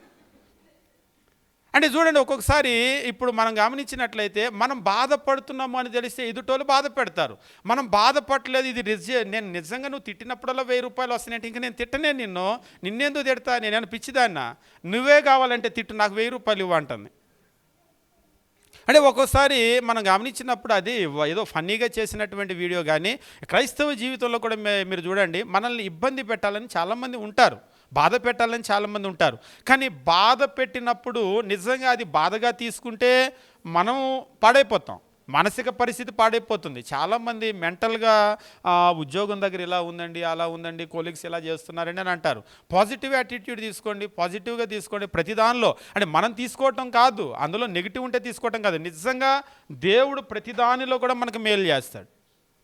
మనకు మేలు జరగటానికే సమస్తము సమకూడి జరిగిస్తూ ఉన్నాడు. ఉదాహరణకి వాళ్ళు ఏదో మీ మీద వర్క్ లోడ్ పెంచారు, తగ్గించాలంటే దేవుడు తగ్గించలేడా? ఎందుకు మీకు ఆ వర్క్ లోడ్ ఇచ్చాడు? మీరు వర్క్ నేర్చుకోవటానికి. మమ్మల్ని ఎక్కడికో పంపించారని అంటున్నారు, ఎందుకు మిమ్మల్ని అక్కడికి పంపించాడు? మీలో ఉన్న టాలెంట్ అక్కడ గుర్తించాలనో, లేకపోతే అక్కడ మిమ్మల్ని ఏదో అభివృద్ధి చేయాలనో దేవునికి ఉంటుంది. పోనీ మీకు అర్థమయ్యేటట్టు చెప్తాను. దానియేలు, షడ్రకు, మెషకు, అబేద్నెగోని దేవుడు ఇజ్రాయేల్ దేశంలోనే ఉంటే ప్రపంచమంతా తెలిసే వాళ్ళు. ఒకవేళ వాళ్ళు చెరకు వెళ్ళిపోయేటప్పుడు, చాలా యంగ్ పీపుల్ కదా వాళ్ళు, చెరకు వెళ్ళిపోయేటప్పుడు అయ్యో అమ్మ నాన్న చుట్టాలు బంధువులు వీళ్ళందరినీ వదిలిపెట్టి వెళ్ళిపోతున్నావు అని వాళ్ళు సారీ ఫీల్ అయి ఉండొచ్చు. కానీ అక్కడికి వెళ్ళిపోయిన తర్వాత ప్రపంచంలోనే ఫేమస్ వ్యక్తులు అయిపోయారు. ఎంత గొప్ప వ్యక్తులు అయిపోయారంటే ఇక్కడ ఉంటే వచ్చేది కాదు అది. కాబట్టి మనం గమనించవలసిన విషయం ఏంటంటే, దేవుడు మనల్ని ఏదో ఎదుటి వాళ్ళు మేము ఇబ్బంది పెడుతున్నామని అనుకుంటారు, కానీ ఆ కీడును కూడా దేవుడు మేలుగా మారుస్తూ ఉంటాడు. అయితే ఇక్కడ నేను చెప్పాలనుకున్న విషయం ఏంటంటే, నెంబర్ 1, ఆ కీడులో ఉన్నటువంటి మేలు ఏంటి అనేటువంటిది మీరు గుర్తించండి. ఇందులో నాకేం మేలు ఉంది, ఇందులో నాకేం మేలు ఉందని అన్వేషించండి. ఒకటి, ఎందుకు అన్వేషించాలంటే ఆ మేలు మనకు తెలుసుకుంటే మనకు సంతోషం కలుగుతుంది, బాధ రాదు. ముఖ్యమైన విషయం నెంబర్ 2, మీరు తెలుసుకున్న ఆ మేలుని వెళ్ళి మీ శత్రువులకి చెప్పి థ్యాంక్స్ చెప్పండి. మీరు ఇలా చేయబట్టే, నువ్వు తిట్టబట్టే అత్త నాకు ఇది వచ్చింది అని అంది కదా అన్నప్పుడు, నిజంగా ఇబ్బంది పెట్టాలని ఆమె తిట్టింది, కానీ ఇక మీదట తిట్టదు. ఎందుకు? నేనేదో ఇబ్బంది పెడదాం అనుకుంటే అదంతా లాభంగా మారిపోయింది అని చెప్పేసి ఇక అది చేయరు. ఎప్పుడైతే మన శత్రువులు కూడా వాళ్ళు మనల్ని ఇబ్బంది పెట్టాలి అని చేసినటువంటి దానివల్ల మనకు ప్రయోజనం కలుగుతుంది అనేటువంటి తెలిస్తే ఇక వాళ్ళు అది చేయరు. ఇక నేను చెప్పాలనుకున్న విషయం ఏంటంటే, 1st సెంచరీలో కూడా క్రైస్తవులను ఆస్తి లాగేసుకున్నారు, వాళ్ళ చుట్టూ ఉన్నటువంటి సమాజాన్ని లాగేసుకున్నారు, వాళ్ళ ప్రాణాలను కూడా లాగేసుకున్నారు. ఏంటి అంటే వాళ్ళలో బాధ చూడాలి. కానీ క్రైస్తవుల్లో ఆ బాధను వాళ్ళు చూడలేకపోయారు. చూడలేక చివరికి వీళ్ళే బాధపడ్డారు. ఇంత చేసినా కానీ కనీసం మనం వాళ్ళలో ఒక బాధని, పెయిన్ని చూడలేకపోతున్నామే అని. అదే ఈరోజు ప్రార్థనకి వెళ్ళే క్రైస్తవుని చూడండి, అంత లాక్కోవాల్సిన అవసరం లేదు. అసలు ఏదన్నా ఒక చిన్న కష్టం వస్తేనే చాలా బాధపడిపోతూ ఉంటారు. కానీ అపోస్తులైనటువంటి పౌలు చెప్తున్నాడు, ప్రభువునందు ఆనందించుడి, మరల చెప్పుదును ఆనందించుడి. నిజంగా మనకు ఆనందించడానికి 1000 కారణాలు ఉన్నాయి, కాకపోతే ఆ కారణాలను మనం చూడటం లేదు. మనకు ఎంతసేపటికి బాధపడే 4 కారణాలే కనబడుతూ ఉంటాయి. ఉదాహరణకి మీరు ఒక పెన్ను పేపర్ తీసుకొని మధ్యకి ఒక గీత కొట్టి, నేనెందుకు బాధపడాలి, నేనెందుకు సంతోషించాలి అని మీ కారణాలు రాసుకోండి. నేనెందుకు బాధపడాలి అంటే, ఉదాహరణకి నా ఆరోగ్యం బాగలేదు, లేకపోతే నాకు నా భర్త రిలేషన్ బాగలేదు, లేకపోతే భార్యతో రిలేషన్ బాగలేదు, లేకపోతే పిల్లల చదువులు బాగలేదు, పిల్లలకి ఒకవేళ ఇంకా పెళ్ళిళ్ళు కాలేదు, మీకున్న కారణాలన్నీ రాసుకొని రెండో వైపు నేను ఎందుకు సంతోషించాలి అని మీ కారణాలు రాసుకోండి.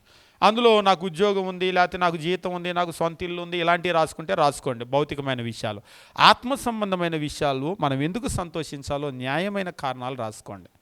మొట్టమొదటిది మనం ఏంటి అనేటువంటిది గుర్తించగలిగాం, మన ఆత్మ. రెండోది దేవునితో మనకున్నటువంటి రిలేషన్, ఎంత క్లోజ్ రిలేషన్ అంటే దేవుడు మనల్ని కుమారులుగా కుమార్తెలుగా స్వీకరించాడు, మనం దత్తపుత్రులం. మనం ఎందుకు సంతోషించాలి అంటే, దేవుడు మనల్ని వారసులుగా చేసుకొని ఇవ్వబోయేటువంటి బహుమానాలు, ఇస్తున్నటువంటి బహుమానాలు, ఈ లిస్టుని కనుక మీరు బేరీజు వేసుకుంటే మనం ఎందుకు సంతోషించాలి అనేటువంటి కారణాల ముందు నేను ఎందుకు బాధపడాలి అనేది తేలిపోతాయి. వీటి ముందు అసలు మనం బాధపడాల్సిన అవసరమే లేదు, అవి చిన్న చిన్న విషయాలు. కానీ క్రైస్తవులు ఏం చేస్తూ ఉంటారంటే దేవుడు ఇచ్చినటువంటి ఈ విషయాలన్నింటినీ కూడా వాళ్ళ మైండ్లో రిజిస్టర్ చేసుకోవాలి. ఇంకా చెప్పాలంటే అసలు దేవుడు ఏమి ఇచ్చాడో మాకేం తెలుసు బ్రదర్ అన్నాడు ఒక ఆయన. అవును, మనకు తెలియదు కాబట్టి మనం బాధపడుతూ ఉన్నాం. కాబట్టి మనం గుర్తించవలసినటువంటి విషయం ఏమిటంటే, ఏమిటి ఈ నిరీక్షణ, ఏం చేయగలుగుతుంది ఈ నిరీక్షణ అంటే, ఈ నిరీక్షణ అనేటువంటిది మనకు సంతోషాన్ని తీసుకుని వస్తుంది. రోమిలకు రాసిన పత్రిక 12వ అధ్యాయం 12వ వచనం మనం గమనించేటప్పుడు అపోస్తలులైనటువంటి పౌలు రోమలో ఉన్నటువంటి క్రైస్తవులకు తెలియజేస్తూ ఈ రీతిగా చెప్తూ ఉంటాడు. రోమిలకు రాసిన పత్రిక 12వ అధ్యాయము 12వ వచనము, నిరీక్షణ గలవారమై సంతోషించుచు శ్రమల యందు ఓర్పు గలవారమై ప్రార్థన యందు పట్టుదల కలిగి ఉండుడి. Rejoice in hope, patience in tribulation, continuing steadfastly in prayer. Rejoicing in hope అని చెప్పేసి అంటూ ఉంటాడు. అంటే నిరీక్షణ గలవారమై సంతోషించుచు అంటే ఏం చేయాలి క్రైస్తవులు అని చెప్తున్నాడు. నిరీక్షణ గలవారమై సంతోషించండి, శ్రమల్లో ఓర్పు కలిగి ఉండండి, ప్రార్థన యందు పట్టుదల కలిగి ఉండండి. నిరీక్షణ కలిగిన వారే నిరీక్షణలో నుంచి సంతోషం వస్తుంది. కాబట్టి ఈ నిరీక్షణలో మనకి ఏం కలుగుతుంది అంటే సంతోషం కలుగుతుంది, సంతోషం కలగాలి నిరీక్షణ ఉంటే. కాబట్టి క్రైస్తవుడిగా నాకెందుకు నిరీక్షణ అవసరం అంటే, నీ నిరీక్షణ అనేటువంటిది నిన్ను ప్రోత్సహిస్తుంది, మోటివేట్ చేస్తుంది. నీ నిరీక్షణ అనేటువంటిది నిన్ను బలపరుస్తుంది. నీ నిరీక్షణ అనేటువంటిది నీకు సంతోషాన్ని తెస్తుంది. ఎట్లాంటి పరిస్థితిలో అయినా సంతోషం తెస్తుంది. మీరు ప్రపంచంలో ఏం పోగొట్టుకున్నా సంతోషంగా ఉండగలరు. మీ ఆస్తి అంతా పోగొట్టుకుంటే సంతోషంగా ఉండగలరు. యోబులాగా మొత్తం పోగొట్టుకొని వెళ్ళి బూడిదలో కూర్చుంటే కూడా సంతోషించగలరు. మీ సంతోషం మీ నుంచి ఎవరు దూరం చేయలేరు. మీరు నిరీక్షణ కనుక కలిగి ఉన్నట్లయితే మీ ఆర్థిక పరిస్థితితో సంబంధం లేదు, లేకపోతే ఇల్లు వాకిలి ఉద్యోగం వీటితో సంబంధం లేదు, ఏమి ఉన్నా ఏమి లేకపోయినా సంతోషంగా ఉండగలరు. సంతోషం మన నుంచి ఎవరు దూరం చేయలేరు.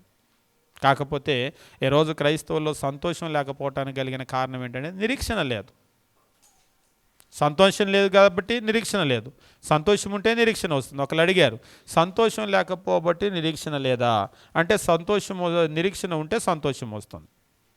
నిరీక్షణ ఉంటే సంతోషం వస్తుంది, నిరీక్షణ లేకపోతే సంతోషం రాదు. అయితే మేము నిరీక్షణ సంపాదిస్తే సంతోషం వస్తుంది కాబట్టి నిరీక్షణ ఎలా సంపాదించాలని అడిగారు. మంచి ప్రశ్న. నిరీక్షణ సంపాదిస్తే సంతోషం వస్తుంది అంటే, సంతోషం రావాలంటే ఏం సంపాదించాలి? డబ్బు కాదు. సంతోషం కావాలంటే వస్తువులు కాదు. సంతోషం కావాలంటే మనం అనుకుంటూ ఉంటాం మన వస్తువుల మీద సంపద మీద ఆధారపడి ఉంటుందని, దాన్ని కాదు. సంతోషము నిరీక్షణ వల్ల వస్తుంది. కాబట్టి ఆ నిరీక్షణ అనేటువంటి సంపాదిస్తే సంతోషం వస్తుంది. ఈరోజు నిరీక్షణ అనేటువంటిది ఎలా మనము సంపాదించగలమంటే, దేవుడు మనకు ఏ విషయాలు, నిరీక్షణ అంటే రాబోయేటువంటి విషయాలు, జరగబోయేవి, కలగబోయేవి, మనం పొందబోయేవి, వాటి గురించి మనం తెలుసుకోవాలి. ఇదిగో ఇందులో మొత్తం కూడా మనకి అప్పుడప్పుడు పాటల్లో కూడా రాస్తూ ఉంటారు, count you blessings, name them 1 by 1 అని చెప్పేసి. నీ ఆశీర్వాదాలన్నీ కూడా 1, 2, 3 అని నువ్వు లెక్క పెట్టుకుంటే నీకు అది ఎంత సంతోషాన్ని తెస్తూ ఉంటుంది.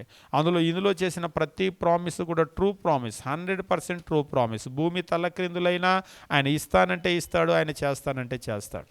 కాబట్టి ఈరోజు మనం గమనించవలసినటువంటి విషయం ఏమిటి అంటే, క్రైస్తవ నిరీక్షణ అనేటువంటిది నాకెందుకు అవసరము అంటే, నిరీక్షణ అనేటువంటిది నిన్ను ప్రోత్సహిస్తూ ఉంటుంది, నిరీక్షణ నిన్ను బలపరుస్తూ ఉంటుంది, నిరీక్షణ నీకు సంతోషాన్ని తీసుకొని వస్తుంది.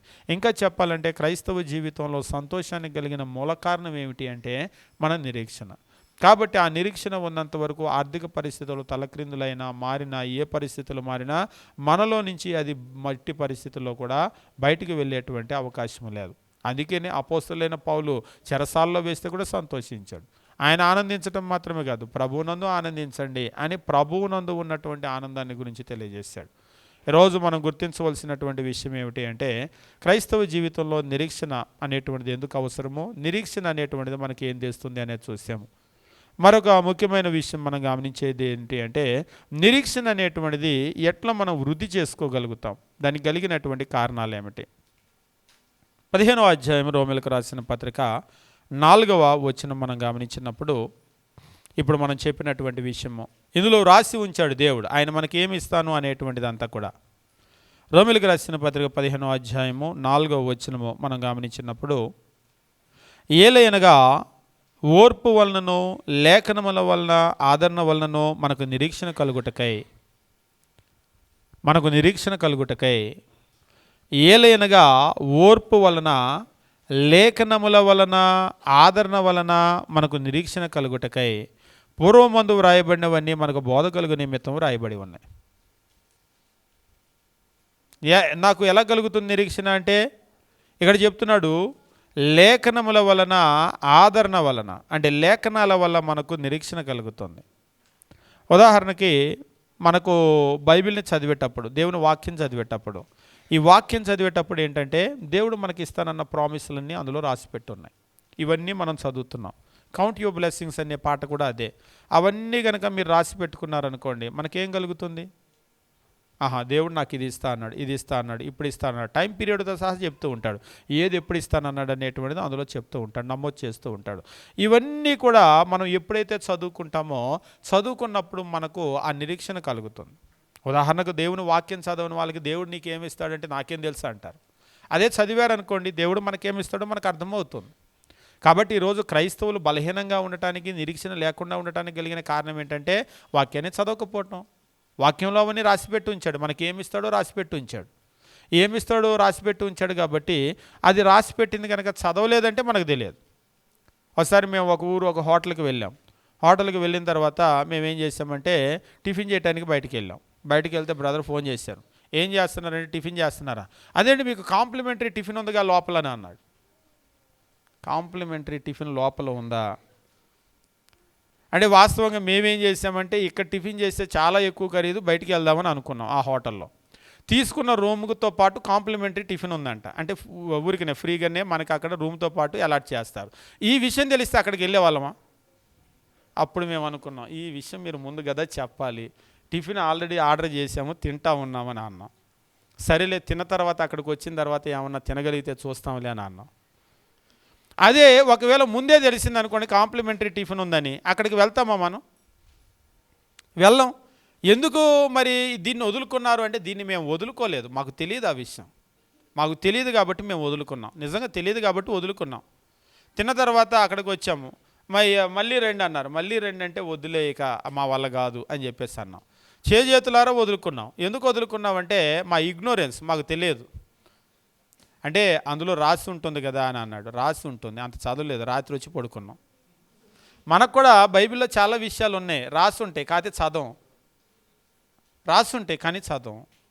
నిజంగా టిఫిన్ పోగొట్టుకుంటే పెద్ద ఇబ్బంది ఏం లేదు. ఒక 50-100 రూపాయలు పెడితే మళ్ళీ టిఫిన్ సంపాదించుకుంటాం, పోగొట్టుకున్న టిఫిన్. కానీ ఇందులో రాసి ఉన్నటువంటి చాలా విషయాలు మనం చదవకపోవటం వల్ల మనకు తెలియదు. నిజంగా అందుకనే బైబిల్ని చదివే వాళ్ళు చాలా సంతోషంగా ఎలా ఉండగలుగుతారండి అని అంటారు. అంటే వాళ్ళు ఏమంటారంటే బైబిల్ చదివితే సంతోషం వస్తుంది అని. చదివితే కాదు, చదివితే ఉన్న విషయాలు వాళ్ళకి తెలుస్తాయి. ఆ తెలియటాన్ని బట్టి, ఆ నిరీక్షణ బట్టి ఆ సంతోషం వాళ్ళకి కలుగుతుంది. అంతేగాని ఊరికినే చదివితే వచ్చే సంతోషం కాదు. చదివితే అంటే మనకు దేవుడు వాగ్దానం చేసినటువంటి విషయాలు ఇందులో ఉన్నాయి. ఆ ఉన్న విషయాలు చదివినప్పుడు ఇవన్నీ నా సొంతం అవుతాయా అని చెప్పేసి వాళ్ళు సంతోషిస్తారు. కాబట్టి మనం గమనించవలసినటువంటి విషయం ఏమిటి అంటే ఎప్పుడైతే 4వ వచనమో ఏలయనగా ఓర్పు వలన లేఖనముల వలన ఆదరణ వలన మనకు నిరీక్షణ కలుగుటకై అని అంటూ ఉన్నాడు. చివరిగా ఒక వచనాన్ని చదువుకొని ముగించుకుందాం. పేతురు రాసినటువంటి మొదటి పత్రిక 3-5 వచనాలు మనం గమనించినప్పుడు దేవుని వాక్యం ఈ రీతిగా చెప్తూ ఉన్నాడు. పేతురు రాసిన మొదటి పత్రిక 1వ అధ్యాయము 3-5 వచనాలు మనం గమనించేటప్పుడు, మన ప్రభువు యేసుక్రీస్తు తండ్రి అయిన దేవుడు స్తుతింపబడుగాక. మృతుల్లో నుంచి యేసుక్రీస్తు తిరిగి లేచటం వలన జీవంతో కూడిన నిరీక్షణ మనకు కలుగునట్లు, మృతుల్లో నుండి యేసుక్రీస్తు తిరిగి లేచటం వలన జీవంతో కూడిన నిరీక్షణ మనకు కలుగునట్లు, అనగా అక్షయమైనది, నిర్మలమైనది, వాడబారింది అయిన స్వాస్థ్యం మనకు కలుగునట్లు ఆయన తన విశేష కనికరము చొప్పున మనలను మరల జన్మింపజేసెను. మృతుల్లో నుండి యేసుక్రీస్తు తిరిగి లేచుట వలన జీవంతో కూడినటువంటి నిరీక్షణ మనకు కలుగుతుంది. అవును, ఆయన లేస్తే నాకెందుకు నిరీక్షణ కలుగుతుంది? అవును, క్రీస్తు ప్రభు లేస్తే నాకెందుకు నిరీక్షణ కలుగుతుంది? ఆయన ఎలాగైతే లేచాడో అలా మనం లేవబోతున్నాం. ఆయన ఎలాంటి శరీరాన్ని ధరించుకున్నాడో మనం అలాంటి శరీరం ధరించుకోబోతున్నాం. ఆయన ప్రథమ ఫలము, మనం తరువాత ఫలాలు. అంటే ఉదాహరణకు ఒక మామిడి చెట్టు ఉందనుకోండి. మామిడి చెట్టుకు మొదటగా కాయలు కాసినాయి.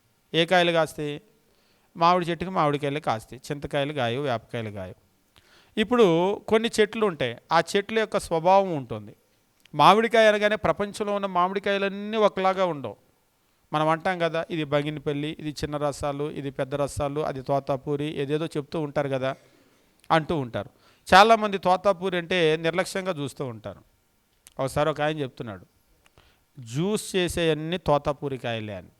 మాజాలు లేకపోతే ఇవి మనం తాగుతూ ఫ్రూటీలు తాగుతూ ఉంటాము, ఎక్స్పోర్ట్ చేస్తూ ఉంటారు బయట దేశాలు. మన వాళ్ళు ఏదో తోతాపూరి తోతాపూరి అంటారు, కానీ వాడేదంతా తోతాపూరే.